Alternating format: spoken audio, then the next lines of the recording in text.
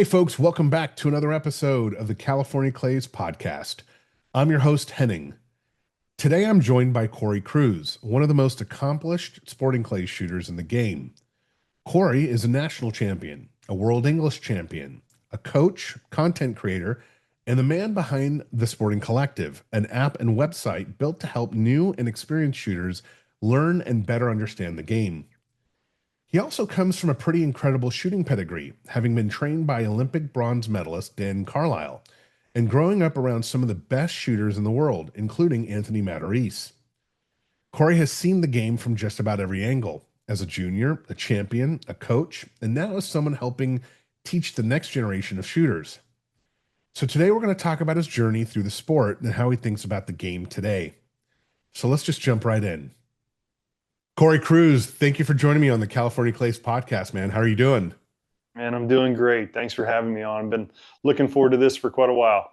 Well, thank you, man. I've been looking forward to it as well. I think you're going to be a great interview. I've been wanting to talk to you for some time. You're an extremely accomplished competitive shooter, and I remember the first time I heard of you or met you was at the 2019 World English, where you won the World English Championship. So that was the first exposure to Cory Kruse. You had crushed the competition. You were in the super finals for that. And so before we maybe get into your background and stuff, I always like to talk to champions about their experience while they were competing in their major tournaments and their major wins. And you've had a slew of, wins and things, but the one that I want to hone in on is the World English. That was your first Worlds, was it? Or maybe not? Yep. Yeah, I got really close in 2008 over in England at Lake and Heath Air Force Base. It's pretty surreal. And just right there in the last few pairs, I lost it. I ended up getting runner up, but that kind of set a pretty big fire in me to, keep pushing. And finally in 2019, yeah, I'm connected with it. Yeah. So we were all at Northbrook Sports Club, a really beautiful club there in Yeah. Illinois. How are you shooting that whole week or weekend? Man, it's so long ago. It's kind of hard to I mean, it remember was 70 exactly years because ago. I'll give you everything some changes. credit there. But Yeah, and I do remember there's a couple things leading up to the answer of that. I do know at the time my daughter had some like blood sugar things going on, and so we as a family were on a keto diet. Mhm. Now, I mean, whether it was for me, for her, whatever, but man, there was something else going on with me. Like I was able to like just be hyper focused and zero sugar. Everything was yeah, I could think. I wasn't distracted. Those are the memorable parts of it. Was I knew I was in ketosis. I knew that I could focus. I knew that everything was just very tight tolerance. I knew I was moving the gun good, and I do remember going into Sunday. I had already shot two pretty good scores, and going into Sunday, I was off to a rough start. And within that second station, I knew that my timing was off a little bit and that I needed to kind of switch modes into something that was just, I wouldn't say full aggressive, but I needed to more or less synchronize my timing with where my eyes were seeing the bird. Mhm. So, in other words, I began consciously killing the target at the beginning of a break zone. You like people talk about a break point, it's over there. Well, I call it kind of like a zone. There's a front and there's a back, and typically somewhere in between the front and the back is where your timing span is on where your eyes are really locking in on the bird. And I remember that particular Sunday round, the first two stations weren't really going. I was kind of getting careful and measuring. So I was like, you know what? We're just going to go a little bit more aggressive. I'm killing at the beginning of the window. And then that kind of set the tone to get on a roll and finish out that last round. Then separately going into the super final, it's kind of like all your hopes and dreams are bottled up into this last, 25 target super final. And man, it was neat. I was just kind of ice cold. I wasn't nervous. I didn't have the butterflies until probably like the last two pairs. And I do remember Ben Huswaite in that pair. He was missing this. I think it was like a 70 millimeter chandelle off of a tower a couple times. And I know Ben. We've grown up together, and he was missing this shot. And I'm like, I actually remember telling him like, dude, you're in front of it in the middle of the super final. But I mean, he's my buddy. What else are you gonna do? So those were just kind of the things that what it felt like. It didn't feel like what I had expected it to, with the nerves and all that sort of stuff. So it was pretty neat. I always find it fascinating, what everyone kind of goes through this process. I just interviewed Braxton with his World English Championship, and everyone kind of has a different but also somewhat similar approach. It sounds like you didn't have any anxiety or nervousness around it. Is that because you'd been there before? Do you feel the ketosis contributed to that a little bit too? Because I've heard, I'm actually trying to get on ketosis myself right now, put on some pounds, trying to lose it. When I've been on it before in the past and I've lost weight from it, the brain fog goes away, like you can think a lot clearer. And I don't know how to explain it any other way than that, but it's just something about your nervous system, your digestion, everything feels more in sync with, who you are, I guess. But do you think that contributed? I think it had. I would imagine some scientists would say, yeah, it absolutely did. But I think, my opinion, I think there was a combination of it. Whenever you get to a point for something that you've trained for, and your mind's in the right spot, and your heart's in the right spot, and you're just doing the job that you set out to do, and when you don't have fear and you don't Yeah, have doubt, and meaning it's not ego, but it's just true confidence, and everything looks easy, what do you got to worry about? So right. you're kind of, you've closed all of those doors for anxiety to creep in, and like, oh, well, what happens if I screw this up? Or, it just really doesn't exist in those moments. So to your question, I think that it was probably a combination of, yes, there was uh, some points some eggs you could throw in the ketosis basket, but you could also throw more. I think that preparation, opportunity, confidence, everything was just kind of in synchrony at the right time. Yeah. I mean, you've been shooting for what, 30 years now? Yep. Since you were a I mean, kid? competitions for 30 years. I've been Yeah. shooting since before I was probably safely allowed to, but just a little country kid, running around with my big brother's pellet gun. So yeah, I've been shooting for a long time, but my dad got me into shooting clay targets, competitively 30 years ago. Okay. And you're obviously a professional. You've been doing this a long time. I mean, you were the 2003 World FITAS Junior Champion. Yep. Did that so you've been in high pressure situations for a long time competing. So does it ever get to the point, and I feel like it did for you at this moment, but where it just feels like another day in the office, I'm just getting this done. Yeah, it's a big deal, but I've also been here before, so it doesn't feel as big of a deal. Does that make sense? Yeah. Yeah. I think that part kind of ebbs and flows. And the reason I say it that now, I might have answered you differently years ago, but just, I feel like every season there's a point in which you just want to kind of prove to yourself that you can still do it. And Hmm. I feel like I'm kind of in one of those moments right now. I haven't been shooting well for about a year, and I say I haven't been shooting well for about a year. What I mean by that is, where I hold that standard of what I call a good round, and achieving that standard, it Hmm. rarely happens nowadays. And so your education level, your experience level continues to rise, and then your ability to perform to that level sometimes can have a gap that might not even be realistic. I don't know, Right. but I do know that the scores that are being shot to win the tournament, that's kind of what I expected even before I knew what was going to win it. I was like, I bet you it's going to take a 189 or a 193 or a 195. Every now and then you're surprised with like some scores that Brandon Powell shows or throws up there. It's like, holy crap, that's incredible. I didn't really see that score out there. Hmm. And so, in my opinion, you need to shoot a peg score. I'll define that later if you want me to. A peg score +1, +2, depending on, meaning you have to shoot to the best of your ability and be a little bit lucky to win Right. nowadays. And so, in where I'm at right now, I just feel like I'm about a consistent 4% off where I really want to be, if that makes any sense to you. No, I think it does, but definitely elaborate on the peg score. But do you mean it's so I've had tournaments, and again, I hate to compare myself, but I always try to compare my experience to understand what you pros are talking about, right? And I've had moments where I've scored well, but I shot poorly, if that makes sense, where I don't feel like Yep. I hit my potential. I still hit the target, but it's not the way I wanted to. It was sloppy. It was not, the way I felt like I should have. Is that what you're referring to, or something Yeah, else? pretty much, pretty much. I mean, I guess the only difference is it's the heart posture behind the performance. And sometimes you might have not even scored well, but you knew that you did pretty well. Got it. Uh, Yeah.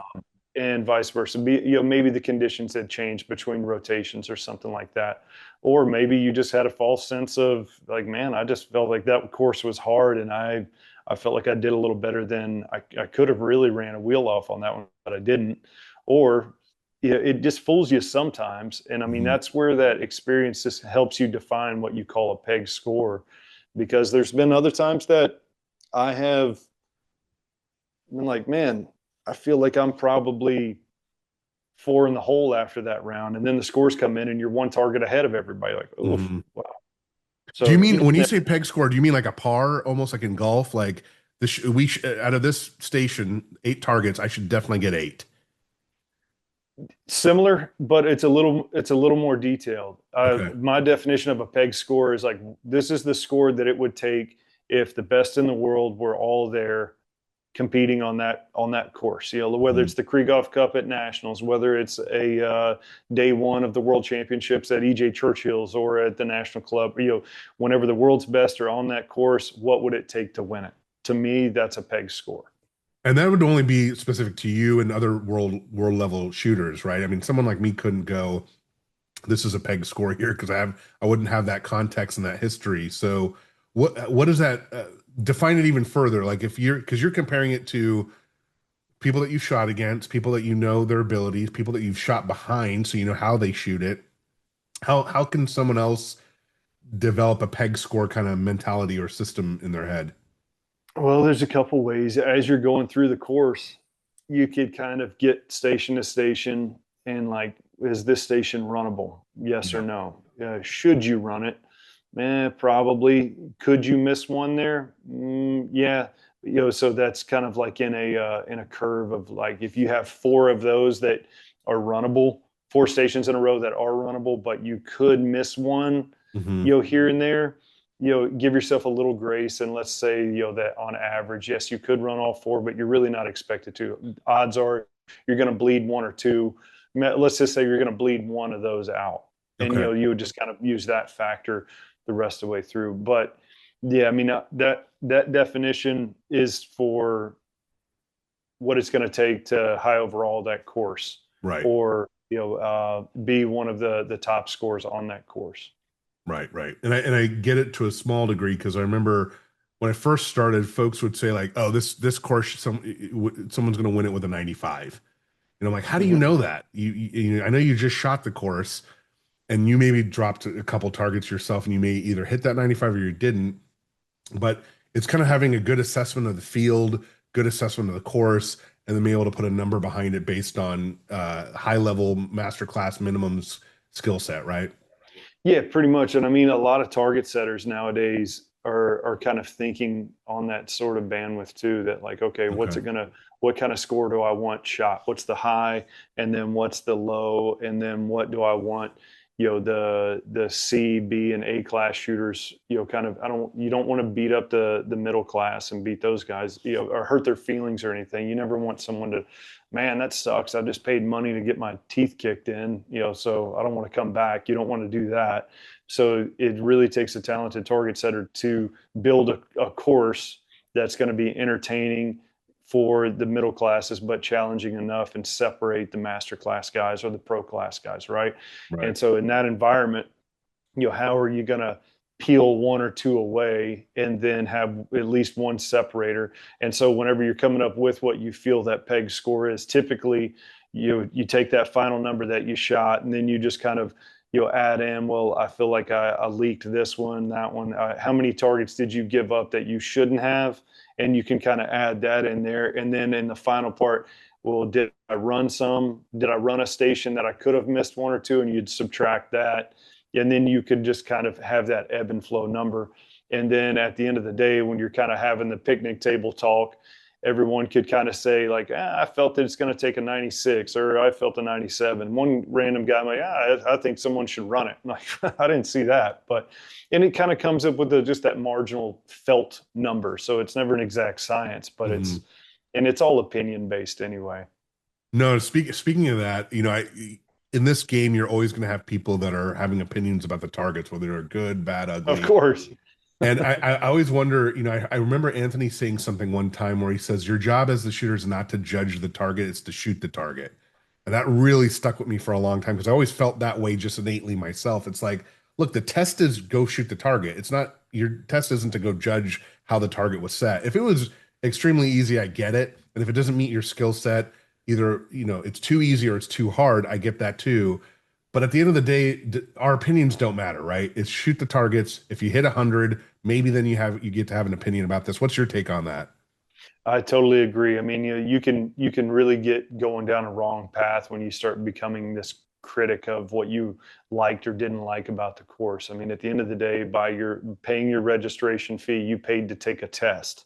Yeah, And then however you scored on that test, is your score. Whether you enjoyed the test or not, you signed up, you paid for it, you might as well enjoy it.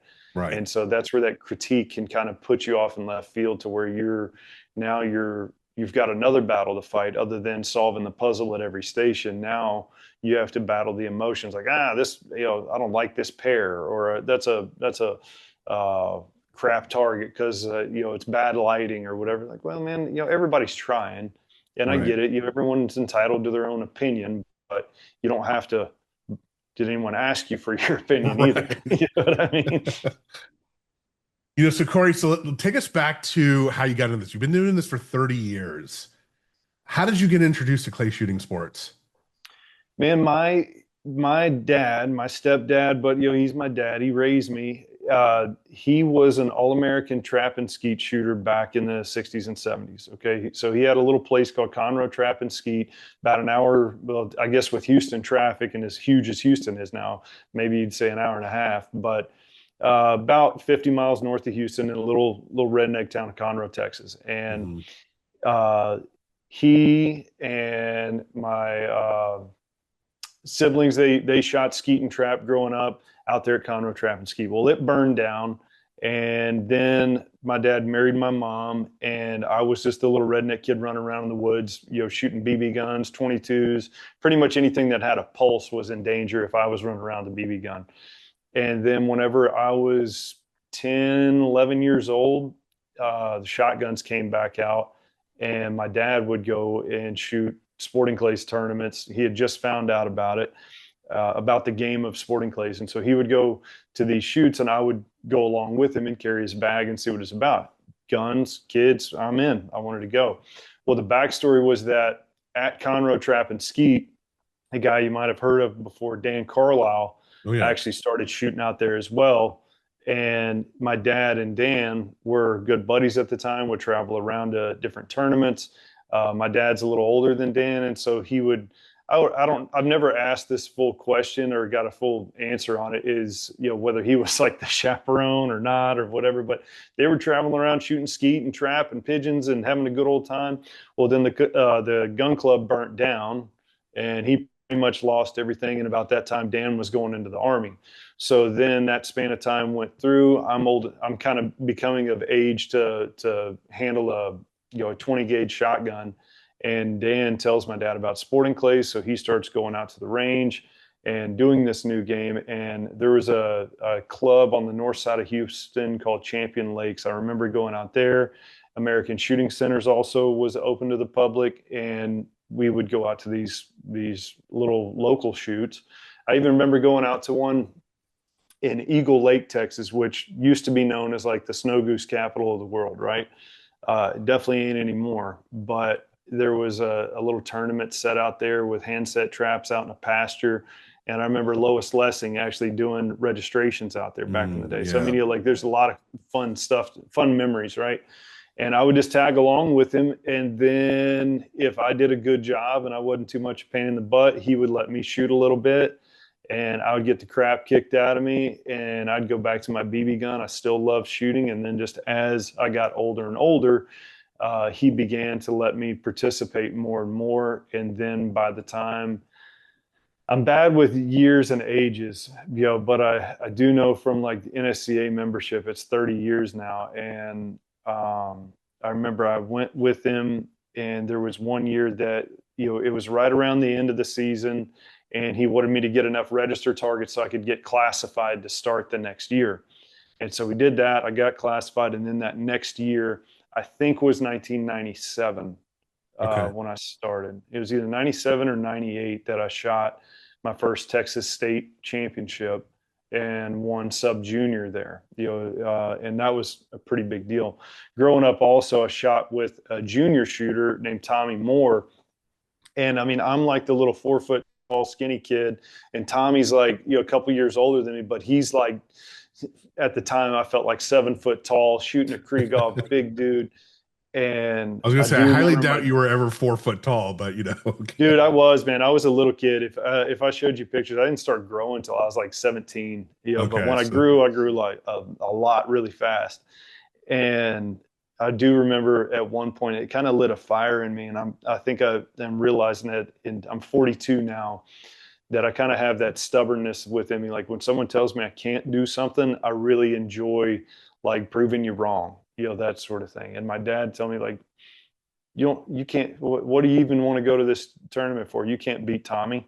And I was like, watch me. Like I will oh, work, interesting. I will Okay, so he work, and I will motivated work. you by calling you out Yeah. on And I things mean, and it see. wasn't like in a bad Yeah, intent. And sure, he's a sure. great dad, but he just kind of knew the things to ring my bell to get me Yeah, to work hard at it. Some other things, he'd tell me, you don't really belong out here unless you can shoot 100 straight skeet and trap. right. So what do you got to do? Go check those boxes. And I think that kind of set the tone for, But you wanted it the also, rest of the career. obviously.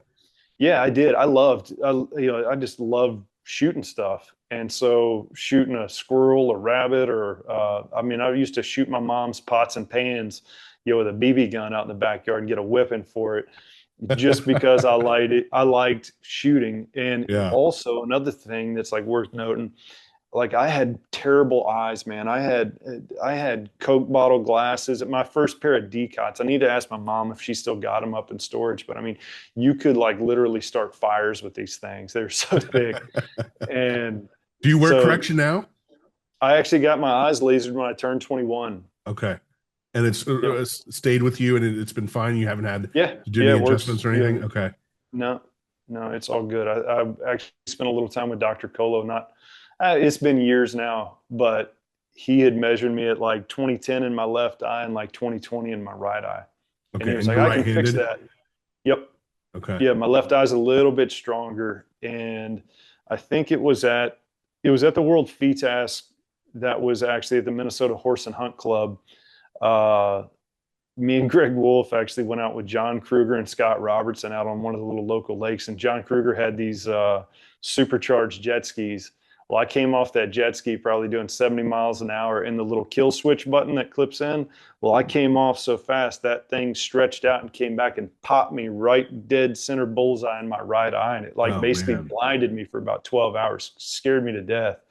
But whether there's a bruised cornea or bruised retina, something like that had happened. So my right eye just you can actually see my right pupil is a little bit larger than my left since Mm, that accident. And so I don't know if that actually damaged my vision or not, but I mean 2020 is plenty good. yeah.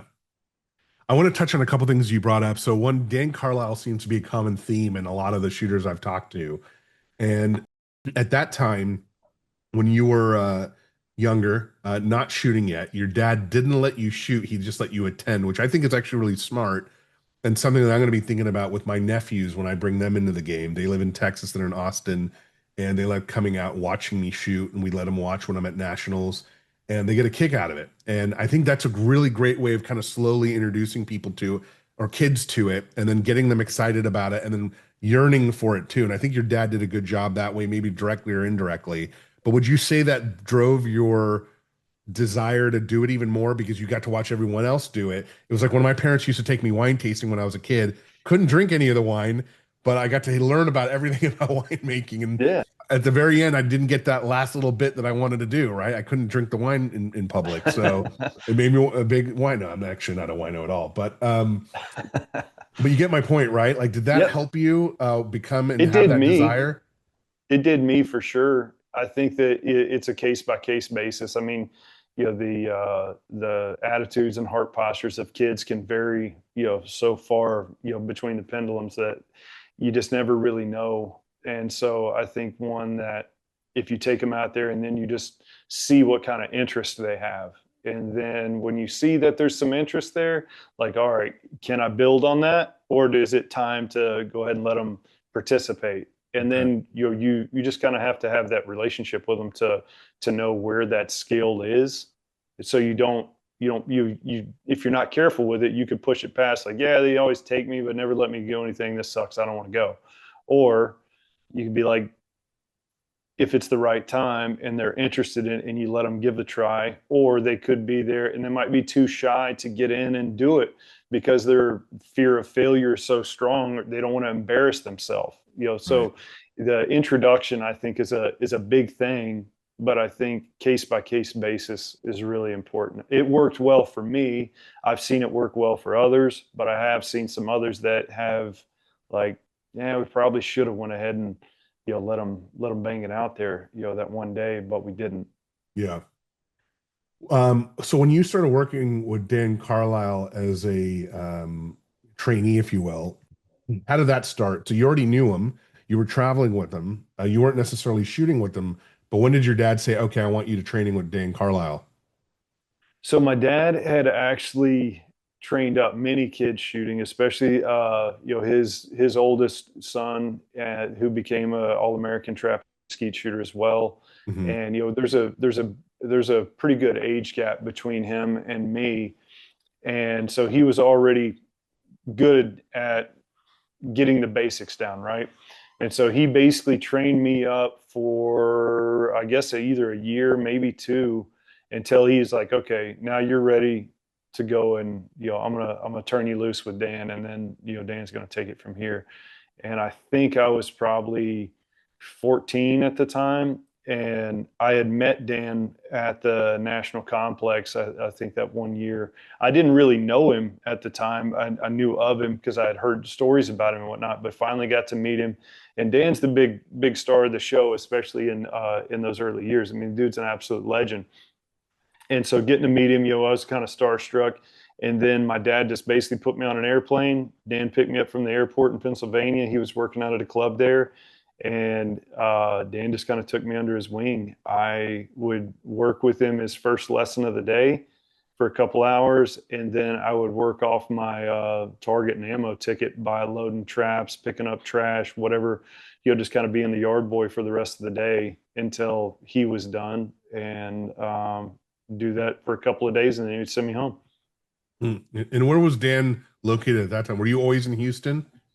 I was always, growing up in Conroe. Willis is actually my hometown, Okay. but Dan was up like Woods and Water in Pennsylvania, something like that. I believe it was Philadelphia that I flew into, but it was probably another few hours drive from there. That sounds familiar, but I wasn't not 100%. Now, do you feel like your dad saw your potential or that he wanted you to go down this path, or did he see that you were so interested in it that this was going to be the right path for you? How did that all kind of play out?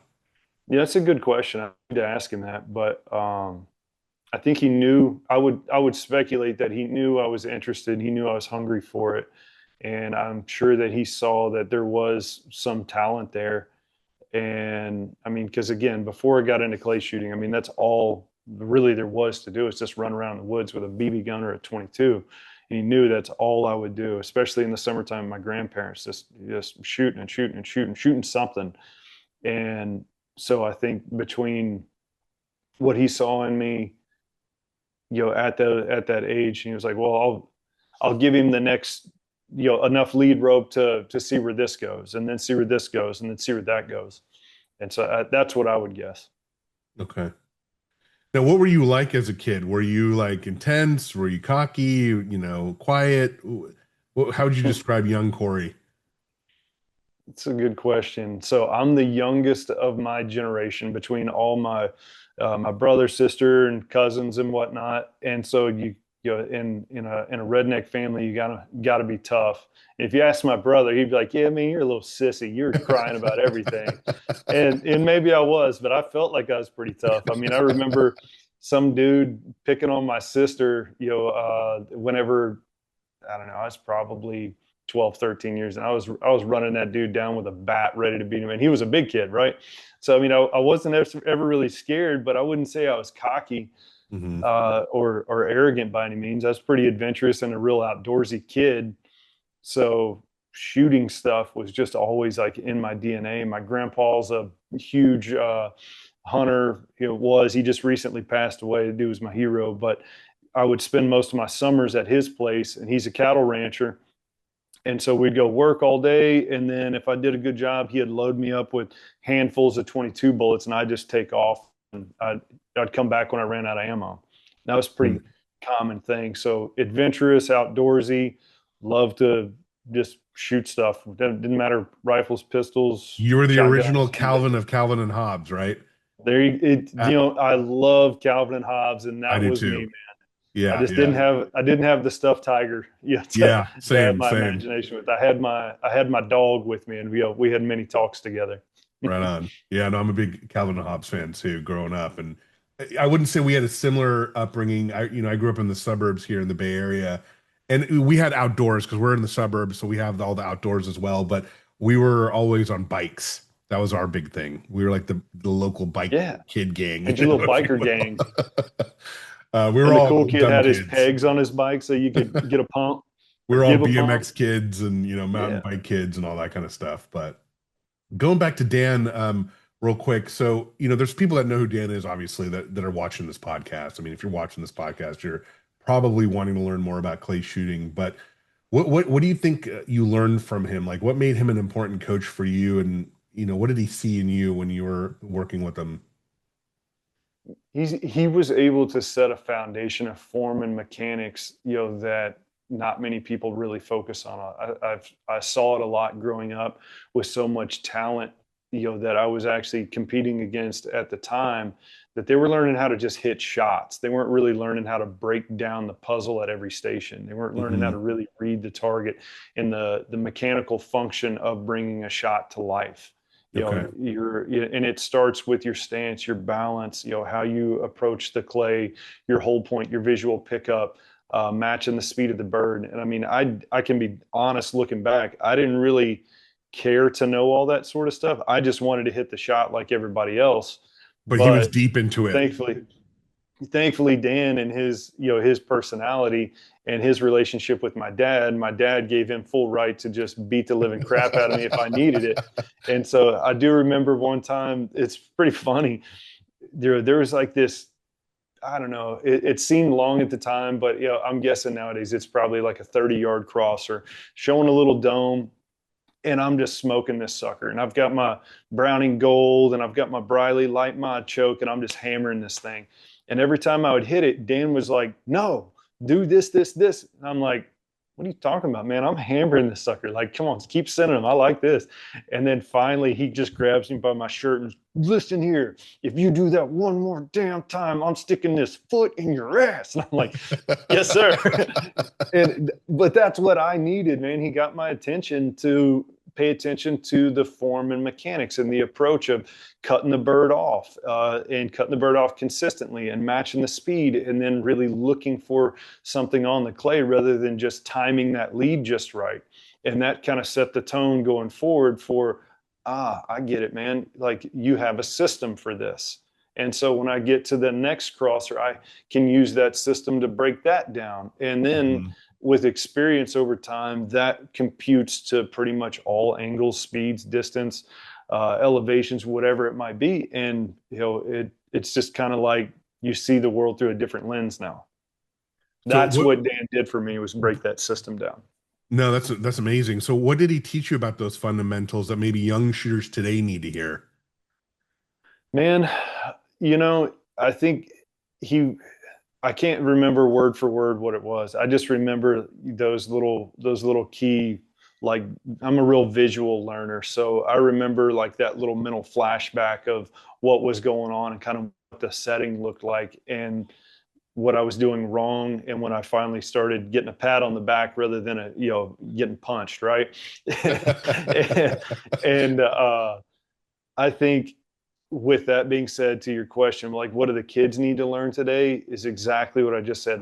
Realize that there's a system that you can use to reverse engineer shots rather than just trying to memorize leads. Hmm. Because, if you're just memorizing leads and sight pictures, man, you're really doing it the hard way because you're so vulnerable for a windy day or pressure, or if your timing's just off that day, that you're going to be your peaks and valleys of good performance to bad performance are so timing dependent. You go shoot a 90 one day, go shoot a 60 the next. Like what happened? Right. Well, you if we really get into the definition of what I define as good timing, and that's firing the gun when your eye locks down on a specific spot on the target. That doesn't mean that you're timing the lead right. It means that your timing of the shot has to do with like a visual lock on the bird, having to do Hmm. mainly with your attention span. If you run it on that way, then your timing of the shot can actually adjust earlier or late, like I was talking about earlier on that last day of the World Championship. You were able to get it Whereas earlier rather than I, later in the zone. Yeah. that's right. That's just where I was seeing the bird clearly, or finding that spot I wanted to see Yeah. was just happening quickly that day versus because my eyes weren't in a relaxed fashion where they're just slowly growing on the bird, and I see that spot later in the break point. Right. So Can I ask you about that real quick? Because I feel like I'm at that stage in my shooting myself, that realization of that break zone. It doesn't always have to be the exact same spot. Like early on coming up in the game, people would tell you, you got to do the same thing over and over again, but you're not adapting to what the target's doing sometimes when you do that. And what I've come to realize for me, and I've shot my best, shooting that I have in the most recent time because of this realization, and I'm shooting it in different places, but it's when I see it the best. And I feel like there's this balance between the science and the art of shooting, right? And when you learn when I first started shooting, everything was just going off a feel and just looking at the target and breaking it because I didn't know anything about anything, literally. I would look at old videos myself and I'm smashing targets with this Benelli Super Sport, auto that I had, and I have no idea what I'm doing. But then when I started learning about pull away, swing through, all the different techniques, break points, hold points, visual points, that foundation was being built, but it kind of messed me up a little bit because I was too focused on the science of the sport, right? And then as I got better at the science part about it, the fundamentals, then I started going back to like how do I look at the target and when do I see it best and breaking off of feel a little bit because now my fundamentals are there. How do you kind of make that transition between and kind of keep both, right? The science and the art together, if that makes sense. ask me a different way because I'm kind of confused on what the real question is. Because if what I think you might mean is, from a guy that's going out and breaking targets just by feel, and he doesn't really know much, and then he goes and has a lesson and learns some process. How Right. do you pair the process with just the already established experience level? Is that kind of what you're Yeah, asking? it's that. It's also just that natural connection to the bird with your eyes is if you don't know anything and you're just looking at something and you point at it, you're gonna automatically get that lead, automatically connect with that bird without thinking, I'm swinging through this, I'm planning this out, because it's just that innate hand-eye coordination that you have, right? When you catch a baseball, you're not overly thinking about it. You just see the ball coming and you put the mitt where it needs to be, right? So that's to Mhm. me, it feels like, and I may not be articulating this right, but it feels like you're just natural reacting to it. And I think with shooting, there's a point where you need to learn those fundamentals and those basics and those techniques, but then you also need to marry that with the reacting and that hand-eye coordination connection that you have, which I'm calling the art. I may not be phrasing that right, Mhm. and that's where that journey for me has felt like it's gone from not knowing that stuff, using my ability, to learning all the fundamentals and figuring out all the techniques and tactics and strategies to break more consistently and on a regular basis. But now I'm also at a point where I know all that and I can incorporate that subconsciously, but now I'm just connecting with the target as best as I can. And that's Yeah. made me Okay. feel like I've been a better shooter from that. Right. So like how do we bridge the gap from connecting all of the new information about process and then to back into that instinctive shot. Like That you trust. basically Yeah. recalibrated what an instinctive shot really is. You've redefined it because now you're involving process. So I love teaching in metaphors just because, that's how I learn. If I can take one thing I know and apply it to the other, and like systematically, it makes more sense to me. And I say this a lot, but you remember you're from a martial arts background as well. Hmm. So you remember the movie The Karate Kid? Yeah. Even the old one and the new one, wax on, wax off, wax on, wax off. It's like, this is so retarded. I'm tired of freaking waxing this stupid car. What's the deal? And then he's like, okay, how about your first lesson? Block my hand or block my punch. And wow, and he does it. And he's got strength built up. And he built that natural reaction because he had so much experience moving his hands that way from waxing the car. Or like in the new Karate Kid movie, we just watched that recently the other day, where take off your jacket, hang it up. He's learning like 5 different lessons from there about picking his crap up off the floor and how to take his jacket off, hang it up, put his jacket back on, drop it on the floor, pick it up, put it on, hang it, take it off, hang it up. You get the Yeah. sequence of it. Right. Right. And just the muscle memory and the neural pathways in your brain. And don't confuse me with someone who knows a lot about these big words and crap, but I do know for a fact that it is called the neural pathway. In a repeated process over a certain amount of time, you're basically developing a new natural. All right, so take that and apply it to your question. Whenever you've spent so much time out on the range just working principles of your approach to the target, matching speed, looking at different spots on the bird, watching the target come out, and you're just really living inside the textbook for a long time. All right, well, that's all your attention span is on process. And Right. then now your question, how do I apply that to instinctive shooting? Well, that's when it comes into a mindset. What am I doing today? Am I trying to perfect a process today, or am I just trying to look at the bird and kill the bird? I feel like I'm pretty good one to talk to right now, because I'm caught in that same crap where all I'm looking at and paying attention to is being my worst critic of process, because I know what I'm supposed to do, but I know that you sucked on that connection. You're really not matching the speed of that bird. You really didn't look at that one. So I'm constantly grading myself mentally when I should be trying to compete. So in a sense of your heart posture of going out, look, I don't care how sloppy it is today. My job is to just hit the target and do what feels easy. If you practiced well, you're going to do what feels easy, and that's going to take a load of pressure off of you to just hit the bird. Who Hmm. cares what the guy behind you thinks your swing looks like? If it's sloppy or good, you're smoke balling that target. So all that to be said, I think is that your performance in competition is just a reflection of how well that you have been practicing. Does that make sense? Yeah, absolutely. No, Does that's that that's a kind of great answer way of your putting it, question? actually. And I think just to paraphrase what you said, the building those fundamentals and that foundation creates the muscle memory, those neural pathways in your brain, so that when you do go compete, it does feel natural and you are feeling connected, and you can finish your moves with your hand-eye coordination, trust, and feel, because you've already built that muscle memory and pathway, like the Karate Kid did with his wax on, wax off, right? He's Yeah. created the muscle memory to block the punch, and it's allowed him to now apply it in real life situations. Yep. Yep. Yeah. To where your only job is to just figure out where you see the bird the best. Yep. Just get connected, start looking at it. When you see it good, shoot. You're not thinking, well, I connected on the front edge of this one, the back edge of that one, and grading yourself in between. That's where I say it's a mindset deal, and just confidence really prevails when your timing is on, because all you're doing is just looking at the bird. All of your attention is on, all right, I'm going to see him come out. Whenever I find that 8 o'clock edge, I'm sending it. And Right.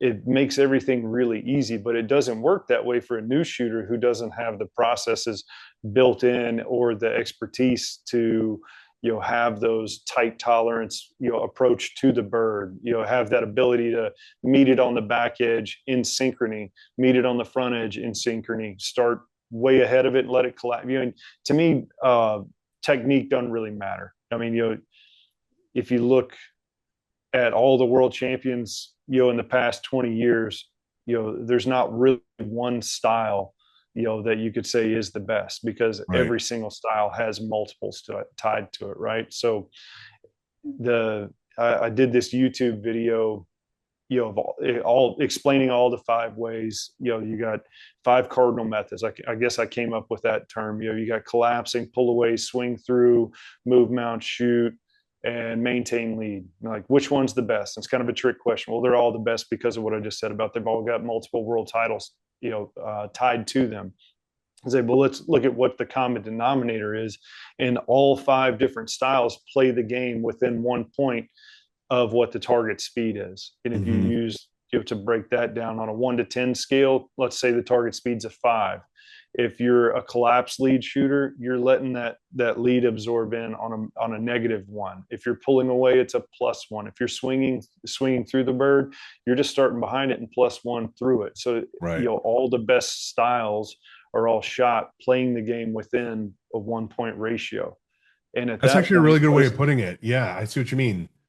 and that what that does is that actually allows them, for your eyes to do their job and Right. see something on the bird or stabilize the situation. If you want to look at the bird, you want to look at the gap, I don't care what you look at. I'll tell you the way I do it and what I have seen work better than others. And what you want to see, wherever your attention span needs to go, you have time and space to be able to allow that to consistently happen. Right, right. No, that makes a lot of sense actually. And I think that's where it's getting to for me in a certain way where the game is getting a little bit more simplified for me now because I've built that neural pathway, those muscle memory components.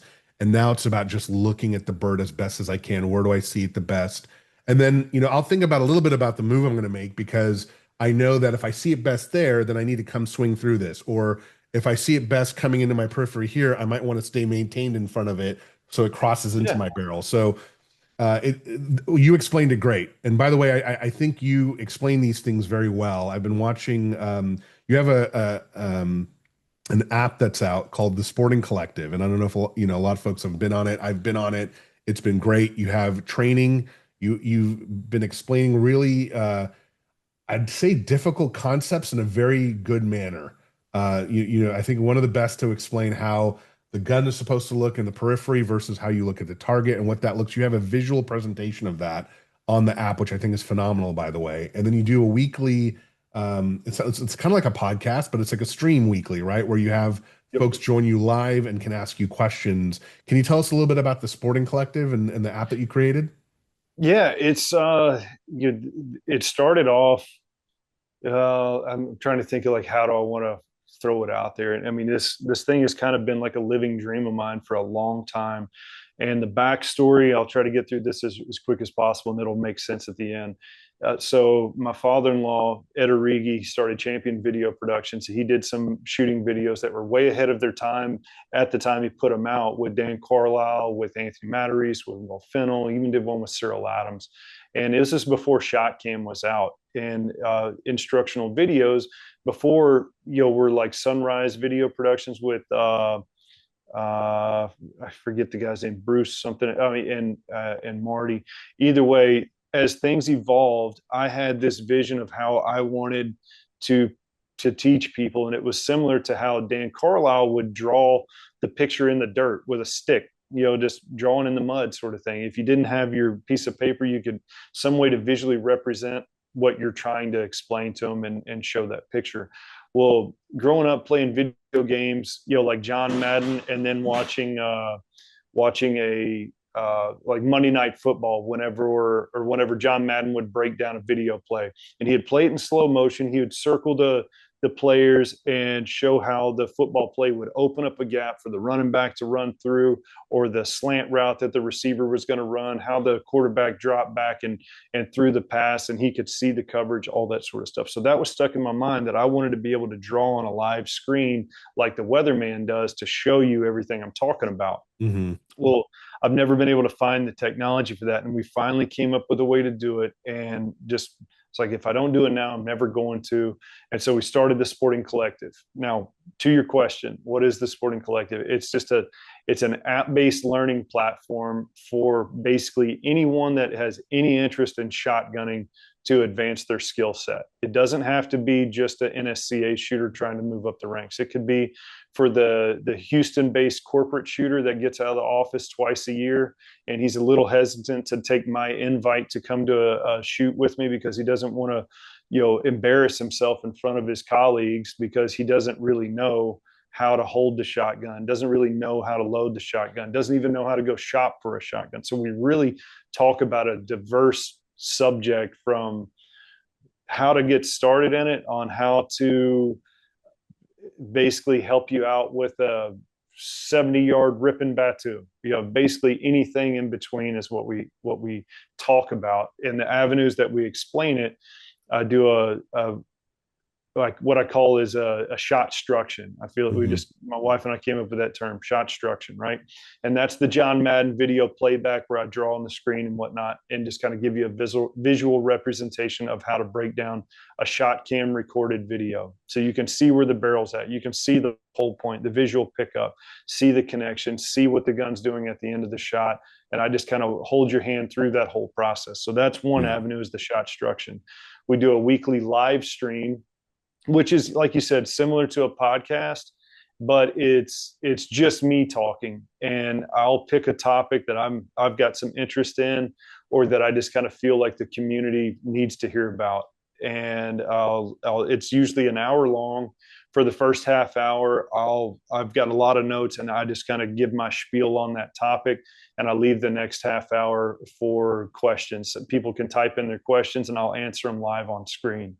Then I've got a small batch of episodes, which, I try to use more commonly, I guess it's internet SEO, search engine optimization or whatever.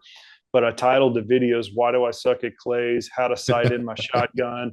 "I Can't Shoot with Two Eyes Because I See Two Barrels?" and "How to Mount Your Gun." And those are just 4 foundational principles for any shooter. I see so many masterclass shooters who still don't know how to mount the gun correctly. They're doing it the hard way. I see beginners that go and they don't even try shooting because I'm never going to shoot with 2 eyes because I see 2 barrels. I'm like, I do too, man. Like that's okay. That's normal. Right. You'd be surprised the diversity of people who, I don't know what you're talking about, man. I'm a pro shooter and I don't see 2 barrels. And I'm like, it's literally impossible for you not to. It's just something to do with your brain, but it's there. It doesn't make sense on the geometry from an eye to, this angle to that angle in your brain, the convergence point. And I know there's a term for all that. But they're just so used to their eye dominance being the dominant, vision that they're seeing. They're not paying attention to the phantom ghost vision, right? So yeah, exactly. Yeah. And so we've got video. I just call those parts episodes, and they're in little 15-minute bursts that break down all those topics. And one thing I was gonna butt in earlier. We were talking about, in the process of hitting a clay, man, none of that crap's gonna work unless you know where the gun actually shoots. If your eye is not in alignment with the rib of the gun, you ain't ready for process yet, man. You got to figure out how to hold that gun in your face so that your dominant eye looks down the rib of that gun. And if you're, that guy that has, you're right-handed but left eye dominant, it is going to be a little harder for you in the beginning, but there are successful ways to move around that. Right. And so, I think that's where I started it, with how to sight in my shotgun for sporting clays. Or for clays, I think I'm trying to use general terms.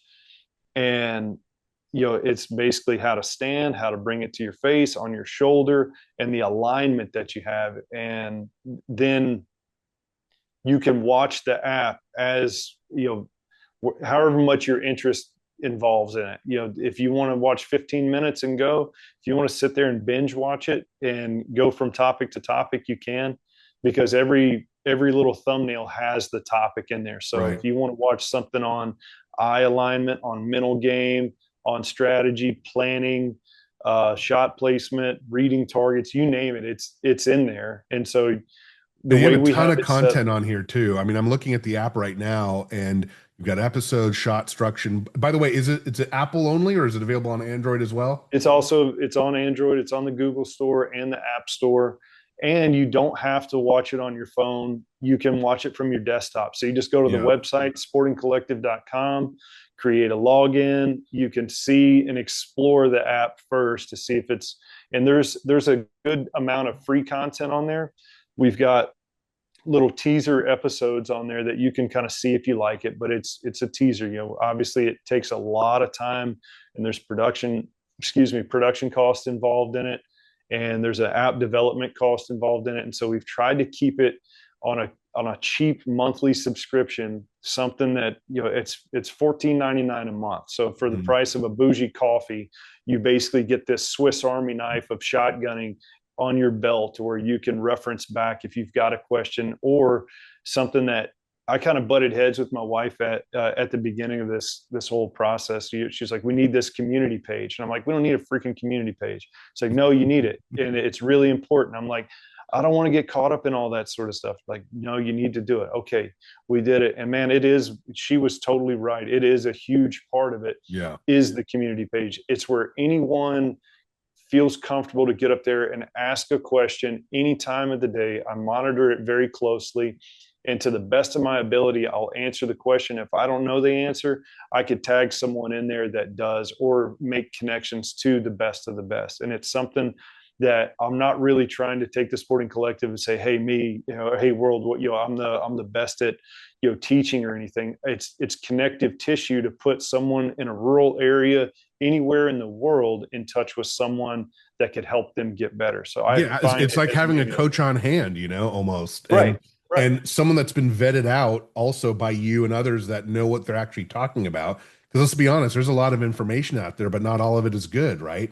Right. And people need to be able to filter their advice and not get it from Facebook, maybe even not even get it from a YouTube podcast like mine, but actually talk to pros and people that understand this stuff, and be part of that community where they can ask those questions at a moment's notice, and get access to them. Because a lot of times pros are hard to get a hold of, if we're being honest. They're training, they're coaching, and you're dedicating yourself and your time and your pro network to contribute to that community. So I think that's a huge thing, and I'm glad that Catherine pushed you to do that, because I think that it's something that man, our sport needs.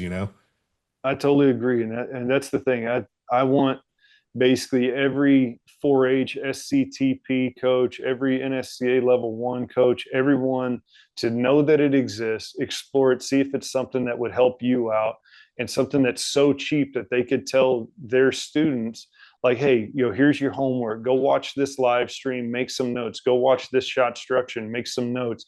And it teaches the student, it doesn't, let's see, how do I want to say this? They might learn something that they didn't even know to ask a question about.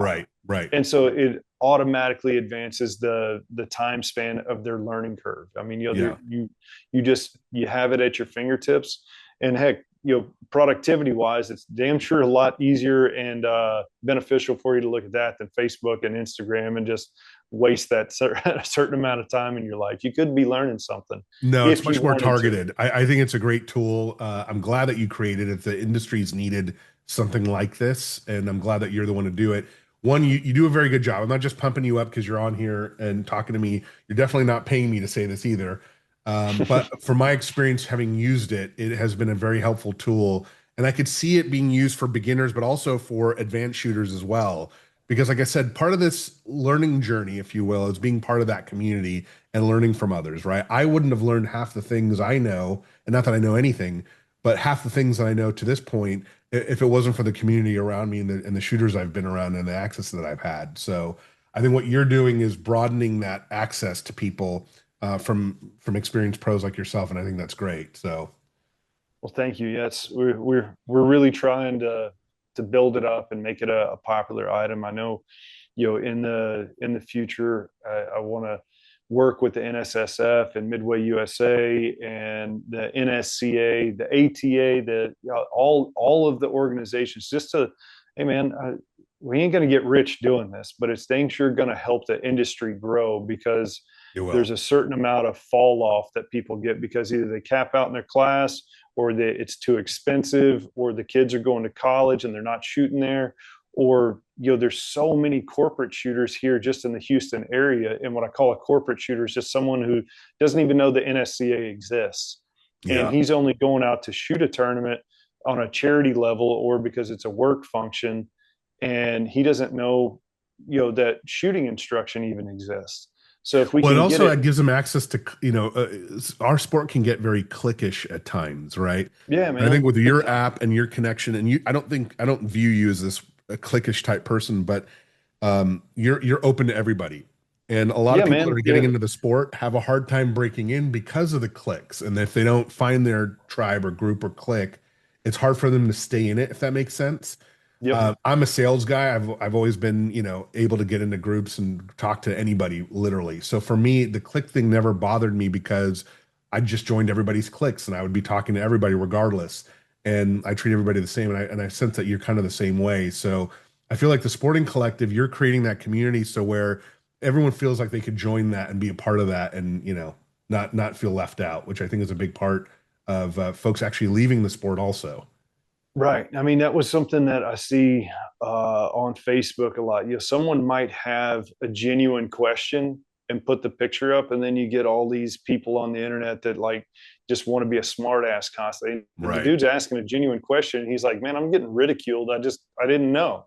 Right. And then the sarcasm and like so. I'm typically one to give someone a hard time as well, because I think I got big brothers and that's just the way I was raised. You got to pick on people a little bit, but just know your demographic well enough that when someone does have, a need for genuine help, right? Don't ridicule the guy. Give him some good information, help him along Right. the way, help the next guy in line. I mean, I was the little poor kid that I wouldn't be anywhere I am today if it wasn't help for a tremendous amount of people Hmm. helping me out. So, that's kind of the heart posture, is just to help the next guy in line, keep it so cheap that it won't affect their ability to go out for their next practice round. And, uh, I mean, just letting them know where the other sources are. I mean, Yeah. I'm not, I'm promoting everyone, all of the good instructors out there, all of the good content out there. I want people to know where to find it. You So I need think it's I mean, I think you already have one. Do you have a YouTube channel as well, or?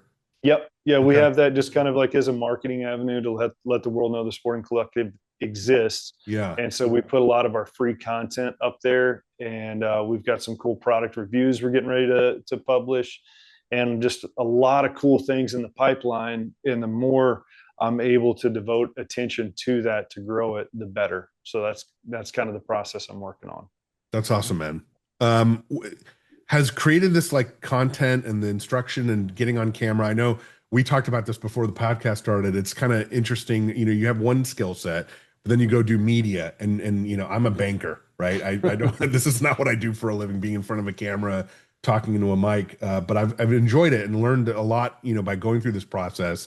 Has doing this for you made you a better shooter, or just better at presenting, or what has it taught you? I think it's actually made me a worse shooter. If you just look at statistically, ever since I started doing this, it's just I'm my own worst critic.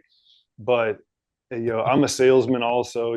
I've been working for C&G Boats for over 20 years now, and also just kind of have my hands. I feel like I'm a salesman for every single one of my sponsors as well. I mean, Yeah. that's really what we do, and so I feel like I wear a lot of different hats, and I think it's actually pretty easy to talk on camera when everything that you support is quality stuff that you use yourself. So that part of it is easy for me, and I just think that it's fun to, like I just said, help the next guy in line. Hey man, this is Yeah. the cool stuff that you should I wish someone would have told me about, so I'm Right. gonna tell you about it, and then you can do what you want with it.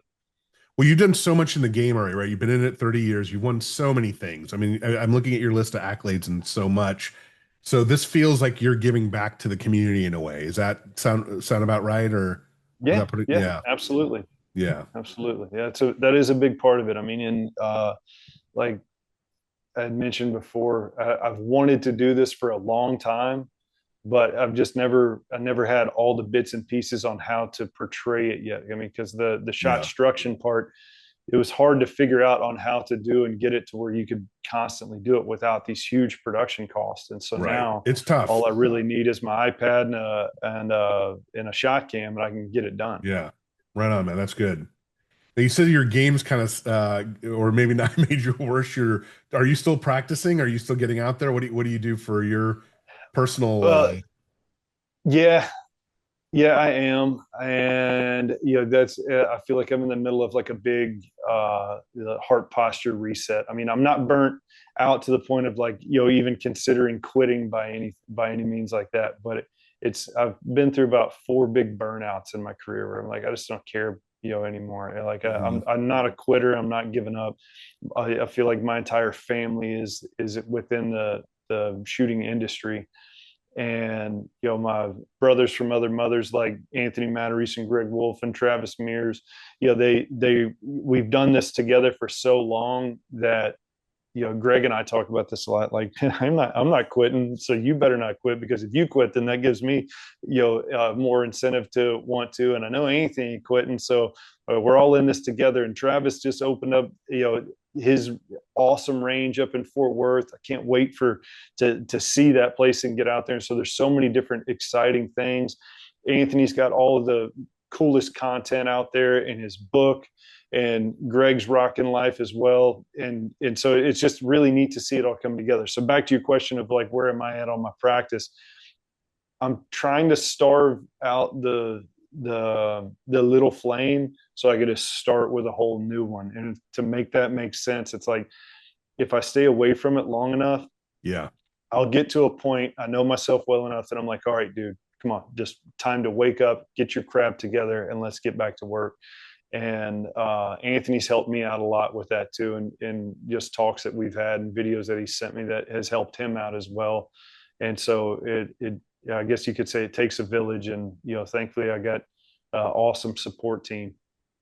so so what is that going to look like? And I totally get what you're saying. It's in anything, in any sport, even endeavor that you're doing, you can burn yourself out if you've done it for a long time, and you have. I mean, you've done it for a lifetime practically.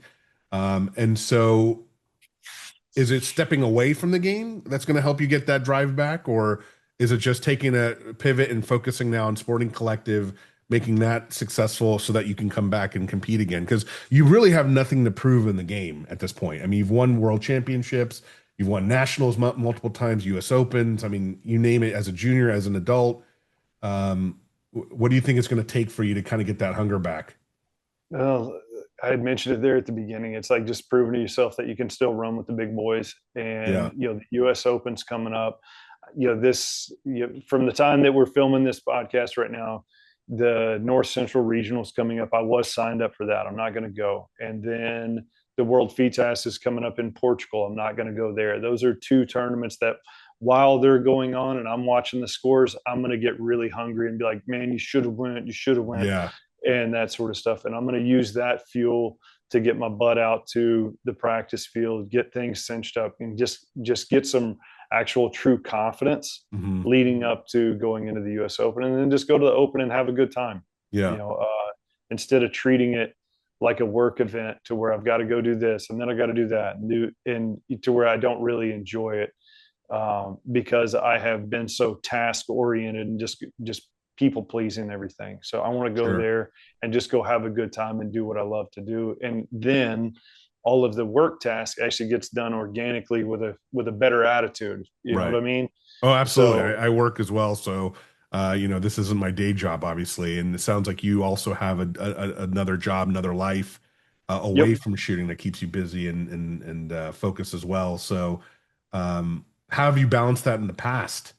You just had a lot of flexibility with the work that you did, or Yeah, I work for the best people in the world, man. My boss with CNG has just been super flexible, and as long as you're taking care of what needs to be taken care of, handle your business, man. And that's kind of the routine and we've went on. And then how do I balance it all, man? Just the good Lord just gives me just enough luck to everything stays within its lanes.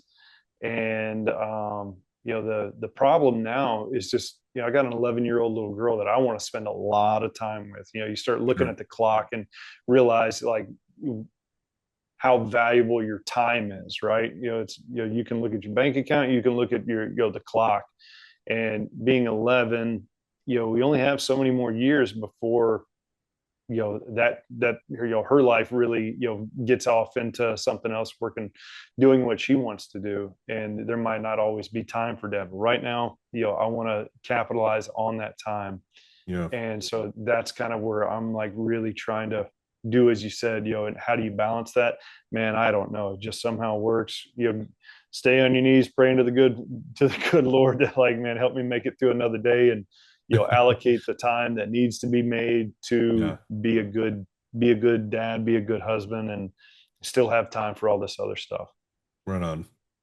What does practice look like for you when you do practice and train, or you've been doing this so long? Can you step away for a long time and come back to it at a high level, or do you find yourself having to shoot a lot of targets to get comfortable? So I got this theory, and it's worked in the past, that I'll work on practice in stages. So my plan going into the U.S. Open, I'm going to go do like a little system check on form, and then Mm. I'm going to do a system check on mechanics, and then and timing, and then just find out and identify where are the real weaknesses. Right now, I feel like the weaknesses are just between the ears, and just kind of getting my head right and confidence right, and what it takes to be able to build that.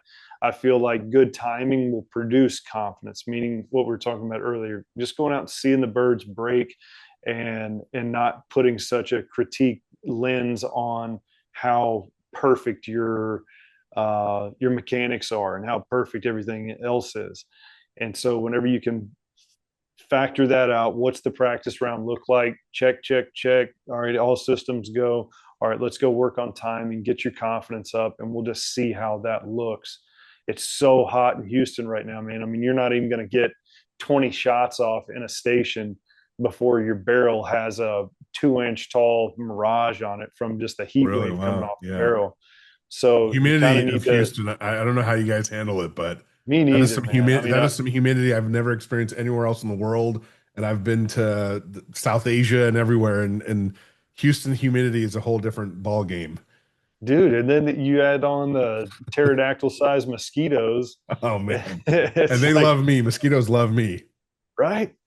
I'm that same way. So, I'm not dancing around your question, like what's practice look like. I'm really just trying to give you a heartfelt answer. I really No, don't yeah, know right now, other than I'm just going to get out there. I know what I will know what I need to work on whenever I get out there, sure. and I know kind of where I want to be, mentally and physically going into the U.S. Open, Yeah. and then we'll just see if I can capture that by the time the date gets here. You brought up Anthony and Travis and Greg, and you guys grew up in a different era of clay shooting sports early on. And Anthony and you were kind of like young phenoms in the game. Greg, obviously a world champion as well. Travis, a very accomplished shooter. I don't know his background, but I know he runs a club as well in Texas. What was that junior era like when you guys were coming up in the game? Oh, I mean, that's I can talk for hours on that one, but I mean, more specifically, what was it like, man? It was some of the Yeah, best times of my life. yeah, You get to hang out with guys that you'd consider, like your brothers, weekend to weekend to weekend, traveling the world together. We've got so many crazy stories of like where we probably should either be in jail or dead, but thankfully, we're not, and we're all grown men with wonderful families and wives and kids, and so now it's looking back on it, it was amazing. It was really fun memories to have on just different tournaments, and being able to see the world at those ages, and survive. Were you guys, I mean, I know you guys are like brothers, friends, etc., but were you pretty competitive with each other and Oh rivals? yeah, And man. I mean, yeah, I think that the closer we are, the more competitive we are with each other. But it's not like one might think. yeah. Like, I would genuinely be sad if Greg was struggling or Travis was struggling, or Anthony rarely struggles. I mean, he's just always there. But yes, I think that the competitive nature was more like on a team atmosphere, and this is my opinion. Anthony always, he wants to win, and that's his thing, and I want to win, and so does Greg, and so does Travis, and but I always just could kind of feel the vibe of the squad, that it's not that I'm trying to beat you. or I'm not trying to beat Greg or trying to beat Anthony. I'm just trying to beat the best version of myself. And if that so happened that day, we'll see where the chips fall. And you all Because celebrate each other. ideally, the goal was that we're all on the podium at the same time, and whoever's Yeah. first, second, third, whatever, that's just how the mixed bag fell that day. But that was the ultimate goal in my opinion. And we're lucky enough to have some of those pictures where we're all on the podium as juniors, Mm-hmm. as adults and whatnot. And it's some of the best times, man, best memories ever. I saw you guys one year shooting five stand together. And I'm curious, you guys have been in the game a long time together, and squatting with each other must feel like a reunion every time you guys get together every year or do whatever you do together, right? If you don't see each other throughout the year. But what is that squad like? Are you guys talking smack? Are you guys kind of in your own game? Are you guys helping each other out? What does that kind of squad feel like? All of the above. I mean, there's one good thing is we have that ability to flip the switch whenever it's game time, that everyone knows their lane and everyone's focused. But then, in between stations and whatnot, so Cameron Hicks has been shooting with us a lot, together the last couple of years. And Cameron had made a comment recently that he's like, Anthony made a joke in between stations. I was like, yeah, yeah. He's always so serious. Like, man, he's one of the funniest dudes you'll ever talk to. Like he's hilarious. So that it's not news that he made a joke, but in between stations, and that you have time to flip the switch off, let your hair down a little bit, and chill, relax, cut up. Then there's that. But whenever we're coming up to the next station, it's game time, and everybody's within staying in their lanes on how we prepare, and if we can help each other in any certain way. But at this point, everyone just kind of runs their Everyone program. knows what to do. Yeah, yeah, Yeah, and I yeah. mean, it's not as methodical as one might think. It's just a group of buddies shooting together, and you play your game. I'm gonna play mine, and if I've got a question, I know who I can ask, and if Right. everybody knows that if they want want my silly opinion, they know they'll probably get a smile out of it. Yeah. Being that you've all shot together, though, you all have developed different styles, I've noticed as well, at least from the outside. I'm not saying I'm right, but how would you describe your shooting style? Yeah, I'd say from And the reason why I a asked pure. that is because you tend to rehearse your moves, and I don't know that this is last time I saw you. I don't know if that's still the case, Mhm. but you tend to rehearse your moves with your gun before you call pull. Where Anthony, I don't know if he's doing. I mean, we've talked about it before, but he does more of a mental rehearsal, I think, and then shoots. Mhm. I seem to recall Greg and Travis do different things as well. But yeah, so sorry. Going back to the question, how would you describe yours? Well, yeah, that rehearsal. I mean, it's just because I'm tall, lanky, uncoordinated, and I feel like most of the time I've got ADD, so it helps me have a more vivid visual rehearsal while I'm adding the actual feel and synchronizing what I feel the target speed is. So I kind of like, if I was metaphorically going to have a conversation, with the rest of my body, saying, "All right, this is the speed we're going to be turning on this bird. All systems go." Now, just look at the bird, and everything should auto compute. But as far as like the mechanical style of like for your average listener, it would be kind of like a hybrid of a maintained pull away sort of, I'd say like an 85 percentile of that's what I'm going to do. But I'll pull out that tool of starting behind one, pulling through it, swing through a bird. There might be one I'll let collapse in on. I typically shoot a collapsing lead sort of style on trap shots where I hold up above, and trap the target and let it kind of slow bleed up to me and let Mhm. that gap kind of collapse. But there's really no attention to the gap other than seeing through the barrel, knowing where I'm at, and buffering the speed that I let it get up to, the step of the rib of the barrel or rib of the shotgun. So it's a mixed bag, right tool, right job. Student of the game, know them all, have the preferred method of what feels easiest to you. And I think that we've all kind of done that between how Anthony does it. And I've called him like the mad scientist in years past because he really studies it and he's hyper intelligent.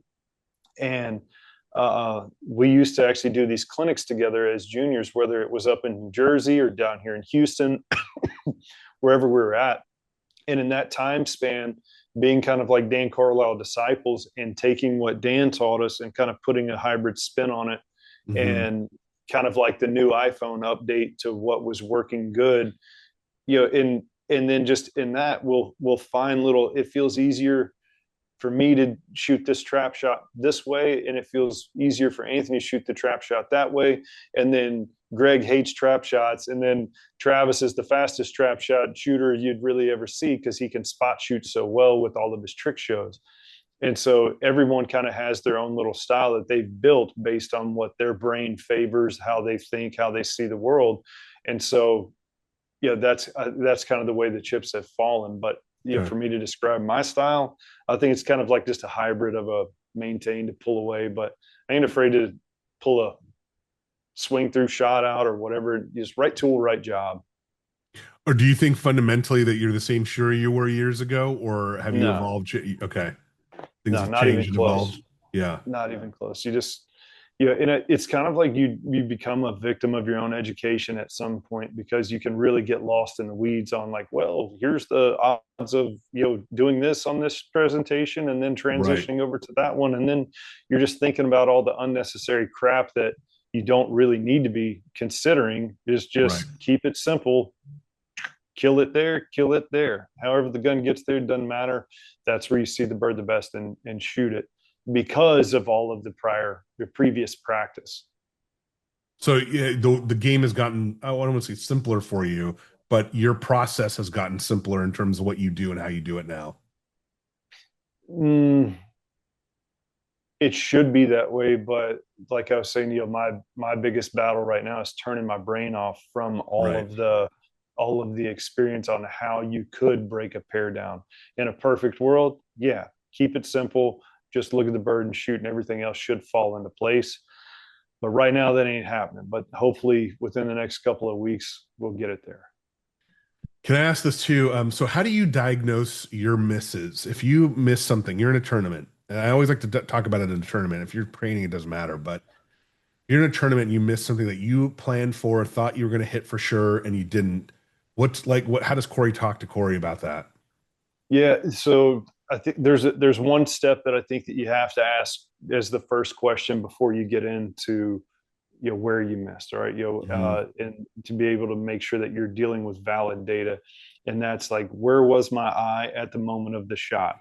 Okay. Was it on the bird or was it on the gap? Because if you're not 100% confident it was on the bird, the felt data that you just gathered, the felt memory of what the shot you just took, could be like totally incorrect. So, first question, was my eye on the bird at the moment of the shot, or did I measure it? Did I look away? Did my eyes bail out? What happened? If it's not a confident yes, my eye was on the bird, I trash all the data.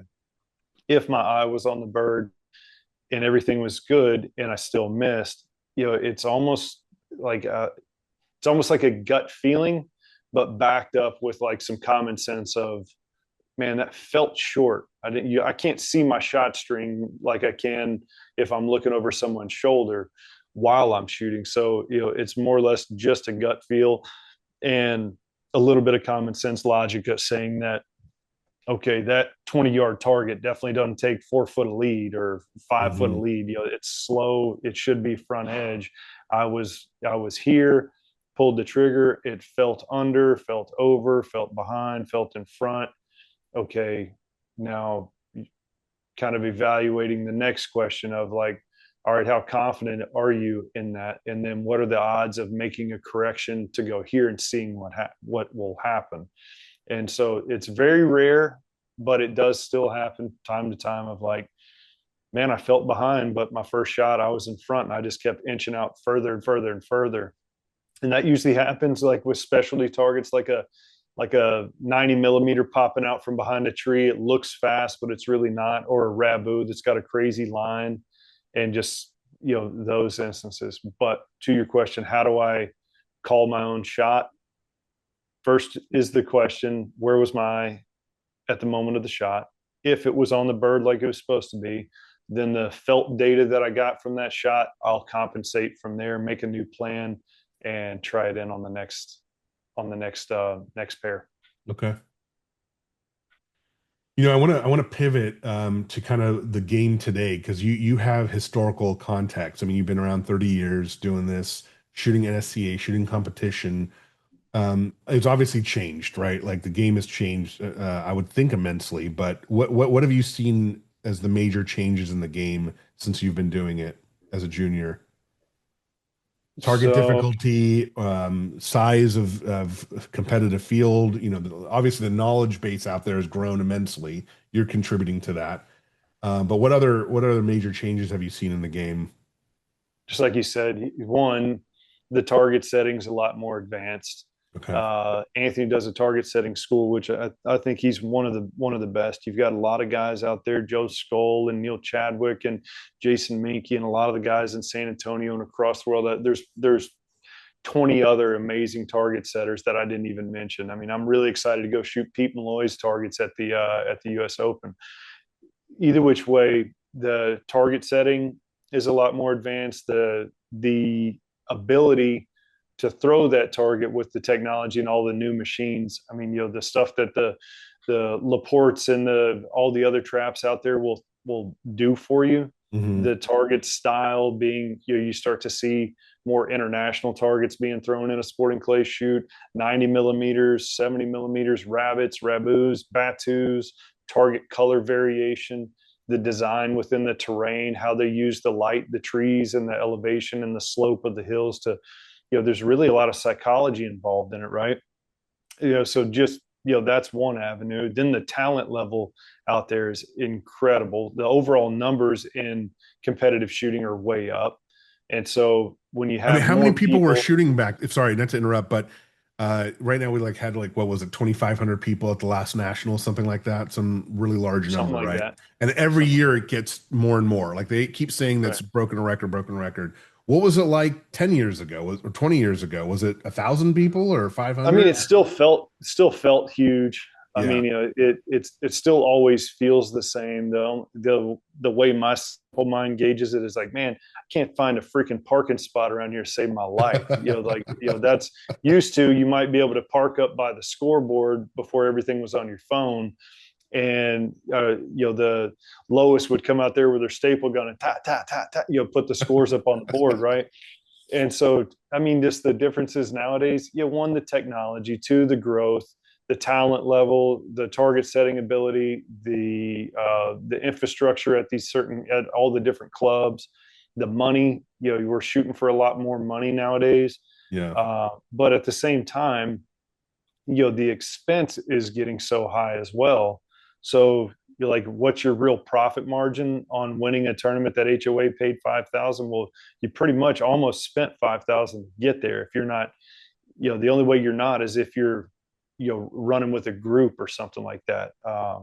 You're driving there, you're staying, with a group of people, so you're splitting costs up, right? But the Right. entry fees, everything's growing. So thankfully, we're shooting for a larger number, so you might have an opportunity for a profit margin there, winning a tournament. And then what else is different about it? That you have, Has the complex got, changed quite a bit since you were shooting there? I mean, I yeah, have to imagine yeah. that the whole national shooting complex has changed quite a bit too. They have There's more only so land much than they they had. can Right. There's only so much they can do with that amount of real estate to run that many people through. I feel like used to, the courses were a lot more like aesthetically pleasing, cosmetically pleasing. And now it's just kind of like, this is what we have to do. And this is this many stations. Otherwise, we're not going to get through enough people. Hmm. The side events fill up immediately. I mean, if you're not already signed up for the FITAS at nationals next year, you're probably not going to get in. It's Same crazy. thing with the K Yeah. Cup and whatnot. Jack, The Jack Links, registrations, US Open, all of them. They're filling up like within 5 hours, there's 1,000 right? entries, you know? Exactly. That's probably one of the biggest changes, just the ability to go ahead and get pre-registered. And so I think that the clubs are probably, if you're running your shop the way you should, your club should be doing really well with just the popularity of shooting sports and Hmm. corporate events, et cetera. The events are a lot cooler nowadays, being that they've got a party. There's always a good good food. There's usually a good show on, whether it's like a make or break tournament or something like that. Trophies are really nice, and everyone's trying to, I guess, show the country, what their club does. Used to, in my opinion, Eminem would always raise the bar every time they had a U.S. Open. Anthony's place, they did Mhm. such a good job. And then you would see places like Clay Thorne pop in, and they're like, man, that was cool, but it's so far in the middle of middle of nowhere that it was kind of a butt or a pain in the butt because you had to drive an hour to get there. Yeah. Nowadays, you can go and have an incredible show at most tournaments. I mean, you go all the way out to Arizona and Coyote Springs, they have an awesome tournament, an awesome regional. You go all the way up to middle of nowhere, Idaho at Nick Berry's, and he's still building his infrastructure. I had a great time there. Right. And, the slick roads is still a good shoot. I haven't been able to make it up to most of the events at Anthony's place because it usually the week that they have those tournaments, there's a huge oil field shoot here in Houston that I have to be at for my job. So I don't get to shoot his place as much as I used to. Northbrook, I haven't shot much in Florida just because February we're still got hunting season going on, and there's the big we call it the still shoot, the Fort Worth. I'm sorry, for the San Antonio Livestock Show and Rodeo Junior Shootout. It's like 2,000 kids. That goes on the same time as the Jack Links shoot. And Travis Mears and I have been there, I don't know how many years in a row now, but it's really neat, man. You have all these 4-H kids that show up and they're competing for scholarships, 10 grand a pop, man. It's awesome. And we set up in the shoot off stadium at the complex, free lessons, free targets, free ammo, for that few days of that tournament. How's that Travis all being does funded? Is that the 4-H that's funding all that? donors, man. No, man, donors. Really? There's so the don't hold my feet to the fire on this sort of quote, but I'm pretty sure that this shoot started by Bill Etheridge and Steve Milam, on a napkin and just with a cool idea. And those two guys know a lot of the surrounding community within San Antonio. And they went to the rodeo commission and said, this is what we want to do. They kind of got backed with that. And then they went out and they got sponsors from all these different local companies and whatnot, and being able to orchestrate the tournament to bring in all of the funding Oh, and run it wow. with the rodeo.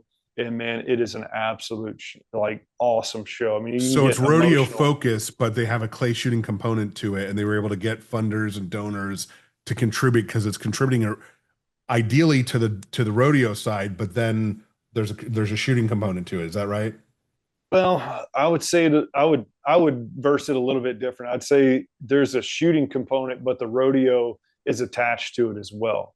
So I'm Okay. sure that it helps out with the 501c3 part of how the money funnels in and out to the kids, but also with the state 4-H program. And I could be wrong on this. So like I said, don't hold Yeah, my feet yeah. to the fire because I'm just a supporter of it. But I mean, Sure. man, I've got right here in my office, I've got a folder that's like this thick that's just got handwritten letters from all these kids thanking you for being there and thank you Yeah. for the free lessons and thank you for this and thank you for that. And then Travis does, and man, he's in my opinion, he's the greatest showman with a shotgun that there's ever been. And that is with me also knowing and seeing videos of Herb Parsons and Tom Knapp, and there's a lot of really good guys out there. And Travis's show will just like make the hair on your neck stand up. It's really cool to watch. He's a total entertainer and does such a good job. So that's really fun on in the earlier part of the year. But talking about how this is me getting off in the weeds again, right? We're talking about that, No, no, no. This is good. This is but actually helpful because I think it's good information also for our community and industry as well, right? And I say our like as I'm part of it, but I mean, if people in the competitive shooting space, right? If well, we could yeah, you find just out need to new know that the ways, models exist to yeah, have these. If you're not pouring into don't the need to kids recreate the to wheel. give them opportunity, what are you doing? That's where the majority of the growth will happen if you kind of set the tone.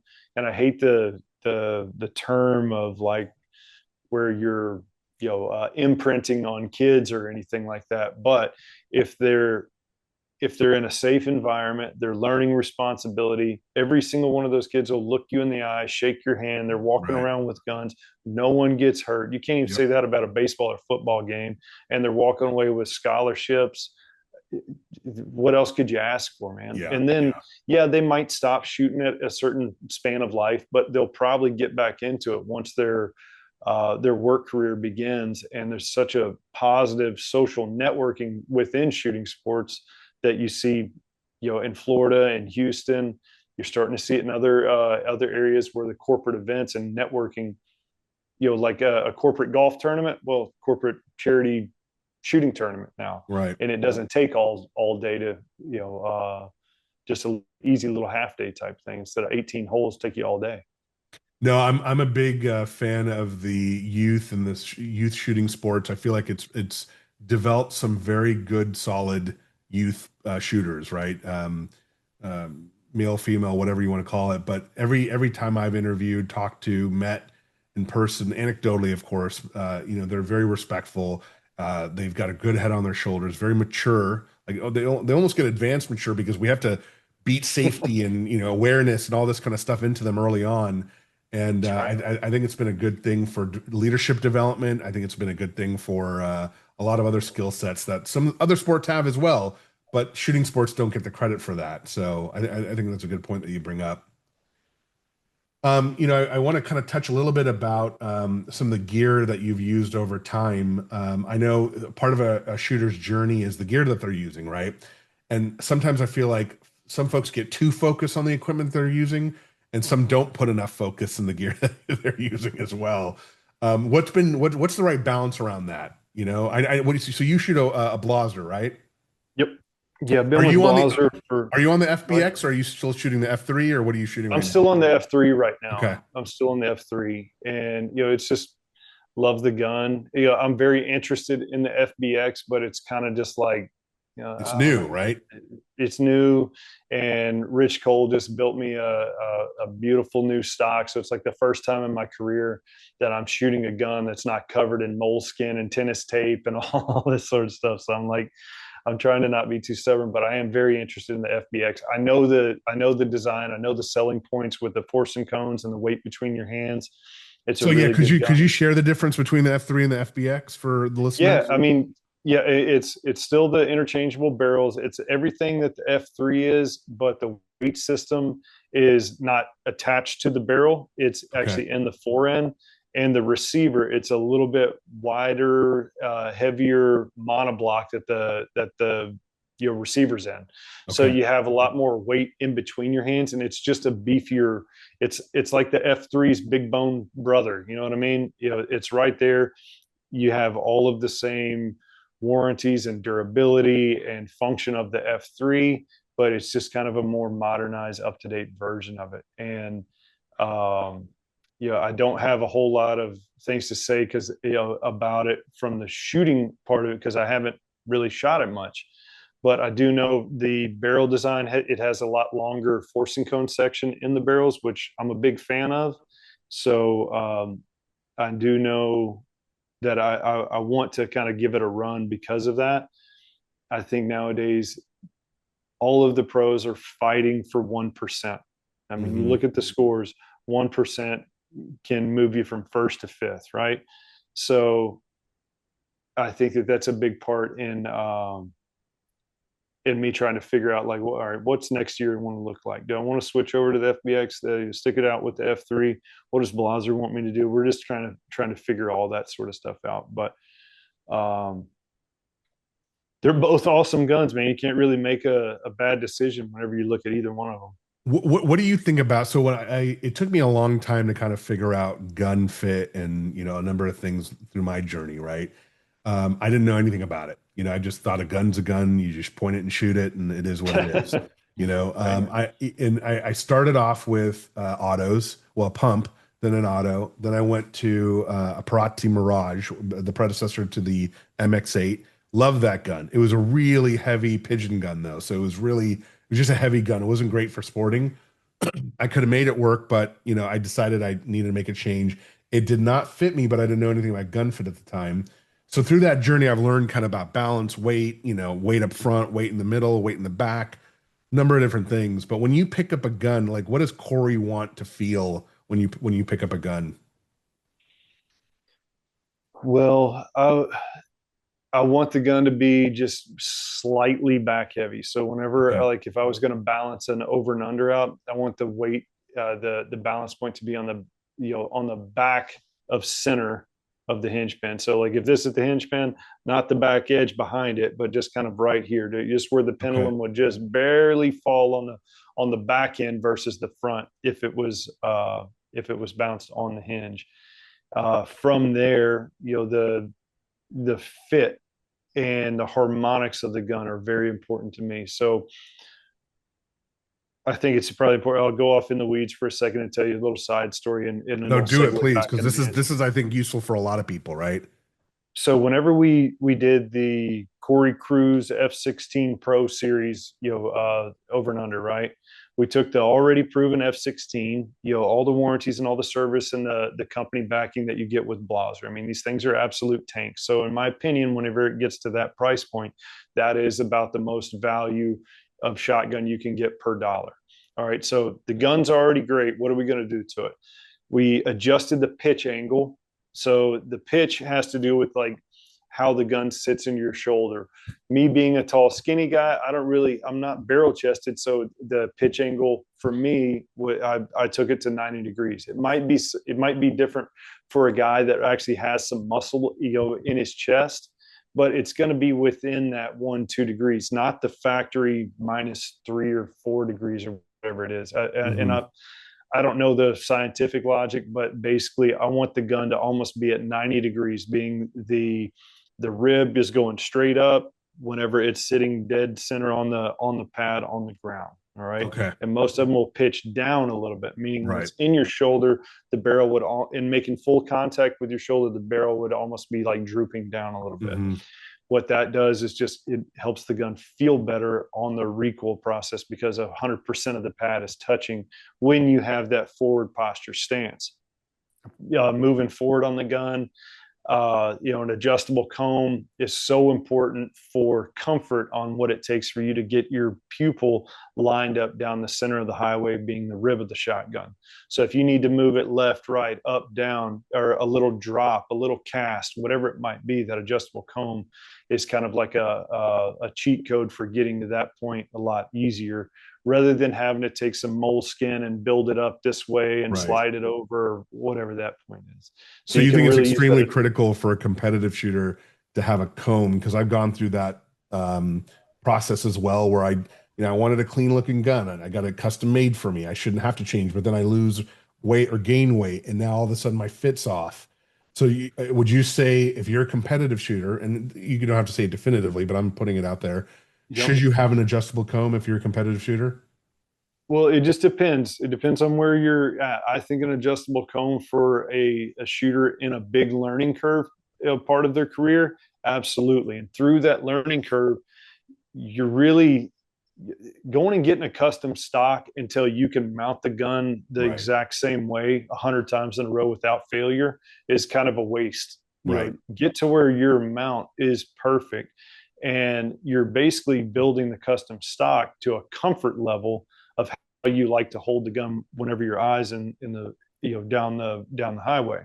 So having all those adjustments able to be made with an adjustable comb, pitch, and all that sort of stuff, and just kind of field fitting the gun, it's going to look goofy as hell for quite a while. But when you get it right and you've spent that amount of time with it, adding 5 pounds, losing 5 pounds, yes, your comb could raise 1/8 of an inch or lower 1/8 of an inch and whatnot. But half the time in the moment of the shot, your cheek pressure is going to change just a little bit. In that 1/8 of an inch, you should still be hitting it with the pattern. Now, it might not be the core, but you're not just overnight losing and gaining that weight. That's why I think it's important to go to the pattern board every now and then, send a test shot, make sure that the point of impact is where it should be, and then fit the gun due to comfort on where your head needs to be so that you can consistently anchor into the stock 100% of the time. Right. So that's where I think that it's important. Now, when you're at that point where you can do that effortlessly every time with your eyes closed, mount the gun and fumble the mount and still come up, how it needs to be, that now you're ready for a custom stock. I do think it's important to shape the grip. That's something Rich Cole does really well too. And I think it helps take a little bit of the recoil out in your face and in your shoulder because your palm will absorb a little bit of that, similar to like what the idea of a thumb hole stock could do, but that's really not what it's about. It's more for comfort and just so you don't have to squeeze onto the gun to hold it. It just is molded to you. So those little parts help. Then moving forward down the gun, what I'm really looking for is that balance point, which we already talked about. Then further forward, the better the forcing cones are on that particular barrel, the better, the longer they are. The better the Some might pattern. disagree, right? I mean, if you don't have a forcing cone, the gun's probably going to kick a little bit harder than something that doesn't have a longer, polished out forcing cone. You're just packing pressure into a small space or a big space. So it's not as much of a bite. And I think that really helps out with your pattern performance as well, because you're not jamming all that business into, a smaller space. So it allows the pattern to fly through the barrel, softer adjustments as it exits the barrel through the choke tube. I love rhino porting. I mean, man, I ported a 28 gauge semi-auto. I mean, like porting doesn't work. I will prove to you that it does. I've got slow motion video to prove it. We're actually getting ready to release some product reviews on the Sporting Collective that also backs that statement up. That's great. So I like to look at it that way. That's the main thing I'm looking for in a gun. But more importantly, be careful who you buy from, right? Because it's like a boat. All right. I hate using that metaphor, but it's a mechanical piece of equipment. There's moving parts in it. Eventually something's going to break, a spring, a firing pin. And when the gun breaks, who's going to answer the phone to fix it for you? Right. And so, the team over there at Kohl's, my guys at Rhino, there's and just buying a tank that's, like a Blaser, the things don't break. I mean, I've shot with them for 18 years and I think that I've broken one firing pin. I mean, and I've had springs get weak a little bit, had to have my ejectors worked on a little bit to keep them keep them popping out at the same time. But other than that, I mean, they're pretty bulletproof, and the warranty system, the team behind what you're getting. That's what I'm looking for. No, that's good. That's good feedback and good advice too. And I wish I heard a lot of this earlier in my journey, because it took me forever. But one of the things I think a lot of people have to also kind of contend with when they're starting out and getting into this is what kind of shells they're going to shoot, speed, size, etc. I've gone back and forth between using 8s primarily for most of the shots to 7.5s on edgy targets, things like that. I've gone from slower shells to faster shells. I've kind of found my happy medium now is like 1250s. What are you looking for in a shell when you're competing? And what do you shoot, by the way? I don't even know what. I shoot the Federal Master Class. Okay. And I was shooting the 1250 feet per second, and now I'm using the 1300 feet a second. I used to not like the 1300s just because I felt like that velocity sometimes would affect the pattern performance of it. And with all of my neck problems over the years, that I didn't really like that bite. But that 1300 shoots pretty dang smooth, man, and it doesn't affect the pattern performance that I have seen, because they've got that podium wad in it, and it's a really awesome design. And something I've been noticing when I've been making these shot instructions and watching all of this shot cam footage, the way that wad flies, it's pretty neat. In some of those videos, you can see the target blow up, the starburst, and you can actually see that wad fly right dead center through where the target was. Oh, hit. really? So wow. It's like flying that well. So they really took a lot of time, put a lot of effort into the engineering of that shell. It's got the highest quality shot, and that comes out of the Federal factory. And it's in a price point casing. So it's not really designed like the HOA or the STS type hull, the smooth reloadable casing. Should folks, I mean, it's a pretty subjective thing though, would you say, when you're determining not necessarily the brand of shell, but the type of shell you want to shoot? What do you typically shoot? 7.5s, 8s? Man, or a mix of, or do you worry about that at all, or no? If you would a mix of it, but I've spent spans of time where like all I'll shoot's a 7.5, and then all I'll shoot is an 8, and then now I'm kind of in between. you put it in the right spot, it's probably going to break it. Right. And I would rather, more eights than 1 7.5, right? But whenever you're choosing ammo, I think it's important, one, that there's a combination of seeing how that ammo flies through your barrel and how it patterns. Right. So Totally. that's one ticket. Yeah. And then second, everybody's on a budget. So you're looking for like, what's the most ammo, most quality I can get for my budget. And so Federal in the Kinetic group, which has Federal, Remington, Fiocchi, BP, they've done such a good job at like finding that balance between the quality and price point. All right, that masterclass is right in there for your average competitor, but it encompasses the highest quality shot, the highest quality wad, powder, and just putting it in a cheaper casing. So we kind of keep that price point low and available to the masses, right? And it's from the Remington and Fiocchi and BP line, they pretty much all have that same standard, right? It just depends on, are you a Ford guy or GMC, whatever, they're all good Right. trucks. Right. But, I guess what I'm trying to say, what I like about the masterclass that I use is it's the best guts in a price point casing.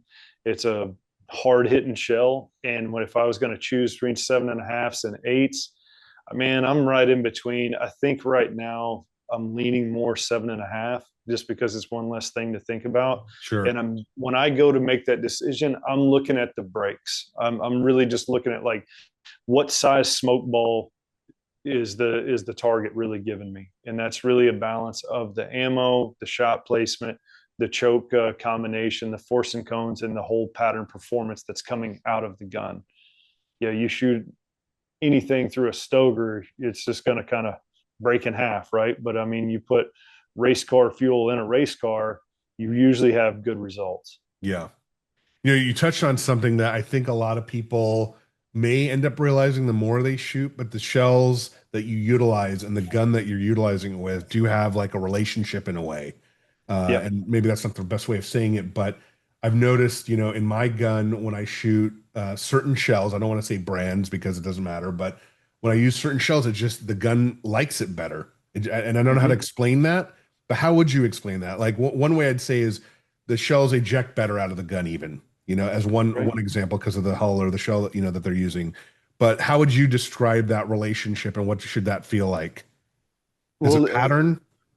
yeah, I mean, it's really pattern performance. And if you look at like the science in it, the factory bore size in certain guns could be 733, 732, 740. Hmm. Is it overboard? What are the force and cones like? What kind of chokes are you using? What's the weight and balance of the gun like? What's the harmonics of the gun like? And then, the primer bump inside the shell, what kind of wad are you using? What kind of crimp is on the shell? It all really adds into it. And you can really kind of go off in the deep end Yeah. looking at it. And that's why at the end of it, if you're to just take all the science out and just go pure redneck, go out there and just shoot some clays and see what's giving you the best smoke ball with your preferred choke. I don't think you really need any more than a light mod out on the competition course. If you're gonna miss it with a modified, or how do I want to say, my brain's ahead of my mouth. If you need a modified choke to break a target that a light mod won't, your odds aren't really in your favor anyway. Now, if there's a Rabu out there or an off-speed rabbit that just takes pellets because it has no centrifugal force, that's another question, or another situation anyway. Putting that recipe together for what you like based on how it's breaking the targets with what you like to use in your choke and what feels good on the back end on your shoulder, I think is the important part, right? Hmm. So, getting out there and testing them, I think you'll find that a masterclass shell will give you good results. I know I'm pretty dang picky. Yeah. I shot for Aguila for years, and I really loved that shell, and I thought it did a really good job, and it hit Yeah. targets really hard. And after the move over to Federal, I was kind of concerned whether I would find another shell that I loved as much as that Aguila shell, and I sure as hell did, and I love that Mhm. master class. So I'm really happy with it. I'm happy to like brag about the price point that they sell it at versus the how it measures up apples to apples quality to price for what it's up against in its category. And man, it's a rock star. Right on. I wanted to ask you a question that I noticed on your accolades that came up, and this has come up in another conversation that I've had with other shooters. It says on your accolades that you were the national sorry, let's see here. I think it was the national FITAS champion, the 2024 national FITAS champion. So, and I've heard from others that there was two different types of national FITAS champions. One, there was like a competition that no longer exists anymore where you would count the points for the total of being the national FITAS champion. And then there was the winning the national FITAS champion at, FITAS at nationals. Which one was it for you on the 2024? Was it that you won FITAS at nationals or that you went through that whole process to be the national FITAS champion? Well, I'll verse it up a little bit different way. Okay. So back in the day, we used to actually there was a tournament called the National FITAS Championship, and that was the main event at this particular event. Sporting Clays, if they had it at the National FITAS Championship, was a side event. So the main focus of the tournament was FITAS. Okay. All right. In my opinion, and this is kind of to the point of your question. Well, what is it? National FITAS champion or what? Well, it depends on like how you would categorize your resume. If someone said that they were a national champion by winning their class or their concurrent or in side events, then Anthony Matarese would be a 5,282 time national champion. You know what I mean? Right. So it's like there's only one national champion. There's only one national champion every year, right? Right. And this is my opinion, and everybody else, you might have something different, but I feel like me and my peers, this is how we all kind of think alike. So I can only say I'm a two-time national champion because I've only won the main event at nationals twice. Okay. Now, if you were to factor in, the all-arounds or the five-stand, the super sport, the FITAS and all that sort of stuff, then it might be coming up with a different number, right? So I actually, that accolade, how it's written is, in my opinion, written incorrectly. And sometimes people don't know and they just write it that way. And so, am I the national FITAS champion in 2024 because I won the FITAS event at the national championship? It's kind of a mouthful, right? Yeah. Man, in my opinion, I won the FITAS event at the nationals. I'm not the FITAS national champion. Okay. So that's just kind of the way I see it. But without that event, without that championship, then who does become the national FITAS champion? Do you know what I mean? I don't know, unless there's a national FITAS championship event that is the main event. You know what I mean? Does the not the World Cup, but does the North American Cup FITAS person become the national champion, if that makes sense?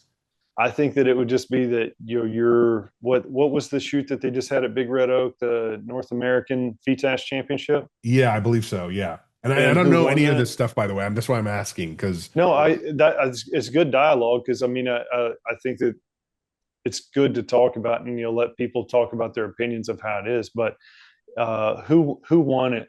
Who won the North American? Oh gosh, I just saw it too, and I forgot who it was. Yeah, there's so many shoots nowadays; it's hard to keep up with who wins what. Right? Was it Tom C? Tom C won that one. Yeah. So right now, in my opinion, 2026 North American FITAS champion is Tom C. Right. Not national, but North American. Yep. Okay. But he wouldn't be the national champion, even though we're saying North America, which is just basically Canada and the U.S. Yeah. So yeah, exactly. Okay. I mean, in my little old opinion, I think it's if and here's another one to kind of back this up. So this year, I believe they're going to have the World Super Sporting Championship, right, at Northbrook. And there's a lot of controversy on the internet. You can't do that. You can't just have all this. I was like, well, what makes the tournament is the people that show up to compete against. Now, if you have all of the best, competing at that event for the World Super Sporting Championship, whoever wins that, it validates itself by attendance. Right. And it's going to be recognized amongst the peers who actually matter as being the World Super Sporting Champion. Right, right. It makes sense. No, it totally Now, does because the attendance of the competitors are what make it the event what it is. right. Not everybody's external opinions that aren't even shooting it. Right. And so, I mean, again, it's very opinion based, but that's, you asked, so that's mine. No, okay. No, I appreciate you clarifying that up because I keep hearing different things. Ever since I did this podcast, I get feedback from people about random things, and I'm always curious to get, everybody's thoughts on this and kind of where things are. Well, and I'd like for it to be more black and white and apparent and Yeah. easier to understand. I feel like we shoot ourselves in the foot for the growth of the industry to not, structure it and get more organized with how everything is to where you could know. It's like, oh well, he won he won the five stand at the nationals, but he's not the national five stand champion. You know what I Right, mean? right, It's right. like I don't get it. I'm confused. It just kind of sounds weird. I'm gonna go play golf. Yeah, Right, that sort right, of thing. right. So I I know wish it's the not that recognition was a drastic. little bit better in the sport. I mean, they do a great job with the concurrence and all the different things, right? But even locally and on a state level, regional level, I wish there was a little bit more recognition. I think the challenge around that though is you'd be recognizing so many different people all the time, constantly, and then where does it is it a Eludes it. participation trophy at that point, et cetera. So I get that there needs to be a balance around it. Either we hold a higher standard and give a lot less trophies or we recognize everybody. But I feel like recognition is something that it gets done, but maybe not well or enough. I only realized about the recognition on the NSCA website much later on in my shooting journey and understanding the all state, the all region, and then the all American standings and kind of how that works. And it's interesting kind of see how that plays out. And you could shoot a lot of tournaments and move up the rankings just by virtue of volume, but it also does contribute to people who don't shoot volume but plays high. So, there's some dynamics there, but I don't think it's as clear and clear cut or black and white, like as you say, for folks to understand it and to recognize it. So I think hopefully there's a And better just way of, labeling the benefits of what you would get out of doing X, Y, and Z. Just yeah, helping someone roadmap out what they're actually doing. Is it a hobby, or is it something that you're trying to accomplish, and what is the roadmap to accomplish that? Becoming an all-American. Okay, what do I get out of becoming an all-American? Is it recognition within my school or within my workplace or anything like that? I just feel like you don't really get much yeah. for it, when I know that there is a way to make it more recognizable. Right, I don't know what right. the answer is, but I Yeah, know it's it's out hard to say because you want to encourage folks to continue, and I think the way to encourage folks is to recognize them when they've shot well or done well, and that is a motivator, right? When you feel like you've accomplished something, that's what keeps people going, and I think the classes do that really well. there. And tweaks and changes there around that have done that. I've attained master class multiple times, but then when I haven't shot or stayed competitive in master, I've dropped down to double A, where I'm very competitive. And me wanting to get back into master has kept me motivated and engaged, right? Where I've not burnt out like you have because you've been doing it for so long, but everyone goes through that burnout phase at some point, right? Or they don't feel like they're being as competitive. And being competitive in your class, I think, is what keeps people motivated. So recognition is important, progress is important, allowing people to achieve things. I mean, we're all type A personalities doing this. I highly doubt that there's a person that shoots a sport that's a type B personality or someone who's not motivated or competitive in some way, shape, or form. So you gotta incentivize the behavior you want to keep people engaged in the sport, and I think that's important. So figuring out what the right balance is, I think, is still a TBD and needs to be determined. But I think so far, I think it's pretty decent for what folks are doing. Yeah, I mean, a lot of people are enjoying it. I know Yeah, the overall growth is continuing to rise. right. You see a lot more people at the ranges nowadays than you used to. The clubs are doing well, and I just think if you could identify what that carrot is at the end of the stick to a larger population, you might get a little Yeah. more involvement. I'd Um, like to see some more sponsorships, funding, and that kind of stuff come into the sport. I do truly believe and feel really passionate about the fact that it's a great sport to teach every age group for every age group. If pickleball can be a popular sport, there's no reason that in my mind that shooting sports can't be. It's just how do you market it and make it accessible to people. I've literally brought out hundreds of people shooting that have never touched a gun before since I started shooting. And I'm always surprised, not even surprised anymore, but I always see people that are surprised how great this sport is that never would have thought that they would ever Yeah, touch a gun, right? And so that motivates me to be like, we're just not telling our story right if that's the that's right. case. You know, we're Yep. it feels like I said, the click thing is a real thing, right? When you make it feel like it's this exclusive thing that no one understands, people aren't going to get into it. But if you make it, and I don't want to sound like DEI here, but if you make it about inclusion and opening it up to where wider varieties of people can get into the sport, I think you're going to grow it. But I also see and foresee a challenge in that also because you grow too fast, the infrastructure can't support it. There aren't enough gun clubs out there. You're already seeing shoots getting filled up within hours of coming out. So finding that right balance, or maybe a proliferation of more clubs and things like that could solve the problem. I just don't think we're there yet, and I think we're hitting kind of like an infrastructure peak right now. So again, don't know what the answers are. Talking out loud to someone who's been in this game a long time, but we'll see how things are going over time. Well, if anything, if they can start logging the numbers and viewers that the people are actually seeing and give some mainstream sponsorships some meat on the bone to look at to consider sponsoring, what's their Yeah, return on investment going to be by sponsoring, this, so-called skeet shoot that you have? I right, think that's going to help. I think also the terminology is helping out a lot that, they're saying clay sports, Greater Houston Sports Club, right, Defender Outdoors, Clay Sports Ranch. It's a lot more inviting just by terminology instead of saying shotgun range. The gun aspect really turns a lot of people off, especially with everything's doom and gloom on the news nowadays that has to do with the gun. But clay sports has quite a ring to it. hmm And then whenever someone could log the attendance somehow, some way, the participation, and Travis Mears has done a great job at that. Kevin Doherty at Greater Houston's done a great job at that, to start being able to get some outside sponsorships from local businesses.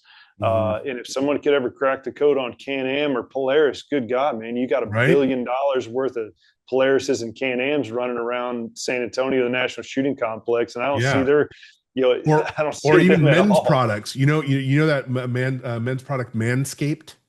Yeah, They do the razors and stuff. I mean, there's a lot of hairy right. guys out there, right? And That's right. it says in Manscaped, NSCA is the middle letters of Manscaped. So I could see some Boom, they would synergies just go there. I together. mean, there's a lot of potential. I just don't know how to go about engaging. One, I'm not going to do it, but I think the organizations have to kind of figure out their development side. Nonprofits have development directors that go solicit funds from organizations, individuals, corporations, etc. I think there's been a stigma though around shooting sports for such a long time because it's always been associated with militaristic kind of endeavors, and the shooting shotgun sports is completely different. It's a different environment. I mean, there's overlap, but it's a Right. completely different feeling and vibe that I think is much more family friendly. Not to say that the other shooting sports aren't, but it just feels more family friendly in the shotgun community that I just think we need to capitalize on. So, I agree, man. I mean, I'm not the smart guy in the room. I know there is a way, but just the connective tissue and getting out there and finding those CMOs and just like right. cracking into their brain, like Interested why in are this y'all not community. visible in these industries? Like, Yeah. I didn't even know it existed. This is great though. We've got more targeted demographic right here in one area than we have spending all this money on a dang commercial that might only go out to 10% of our Right. demographic. So I think that you've got a lot of basis there for marketing executives to actually analyze. And I'd like to know what they say. Like, why would I sponsor you anyway? You're already using my product and Right. I've got $0 into it. So they're probably just being smart that way. Well, what I've heard the feedback is that we don't have a big enough community. If you look at the competitive shooting world as a whole worldwide, what are we, maybe 50, 80,000 people? And I might be, That uh, might even be, adjusted high. yeah, yeah. So I think that has something to do with it. I made a documentary I call documentary is a loose term, but on the Halise game, and I shared it with an executive from Fox Sports who recently retired. He was a connection that I had, and I shared it with him. And he said it's great, but it's just a small demographic and a small audience. I don't see us marketing this and being able to market it. So it's like a chicken in the egg kind of thing, right? We got to grow Yeah. the audience before we could grow the audience and find the right donors and folks. But I think you can grow the audience. I mean, if pickle, like I said, if you can televise pickleball, you know, no offense to pickleball people, but if you can televise golf even, and no It's a offense to good way to golf sprain people, your ankle. we got to figure out a way to make this marketable and doing it. And I think with Sporting Collective, a lot of what you're doing, a lot of what the other pros are doing, I think you guys are making valiant efforts in that regard. So keep up that good work, keep doing it because our sport definitely needs it. So Thanks, man. Yeah, that's the goal. Keep it growing and see what comes of it. yeah. Well, Cory, man, I really appreciate you coming on the podcast, man. This has been a great conversation. I've been wanting to have this conversation for some time. So I sincerely appreciate you and your time for coming on here. Would love to have you on again at some point if you're ever open to it. Uh, but Absolutely, man. but I wish you all the best success with the Sporting Collective and your shooting into the near future. And I look forward to talking to you again. Thank you, Matt. Appreciate what you're doing, man.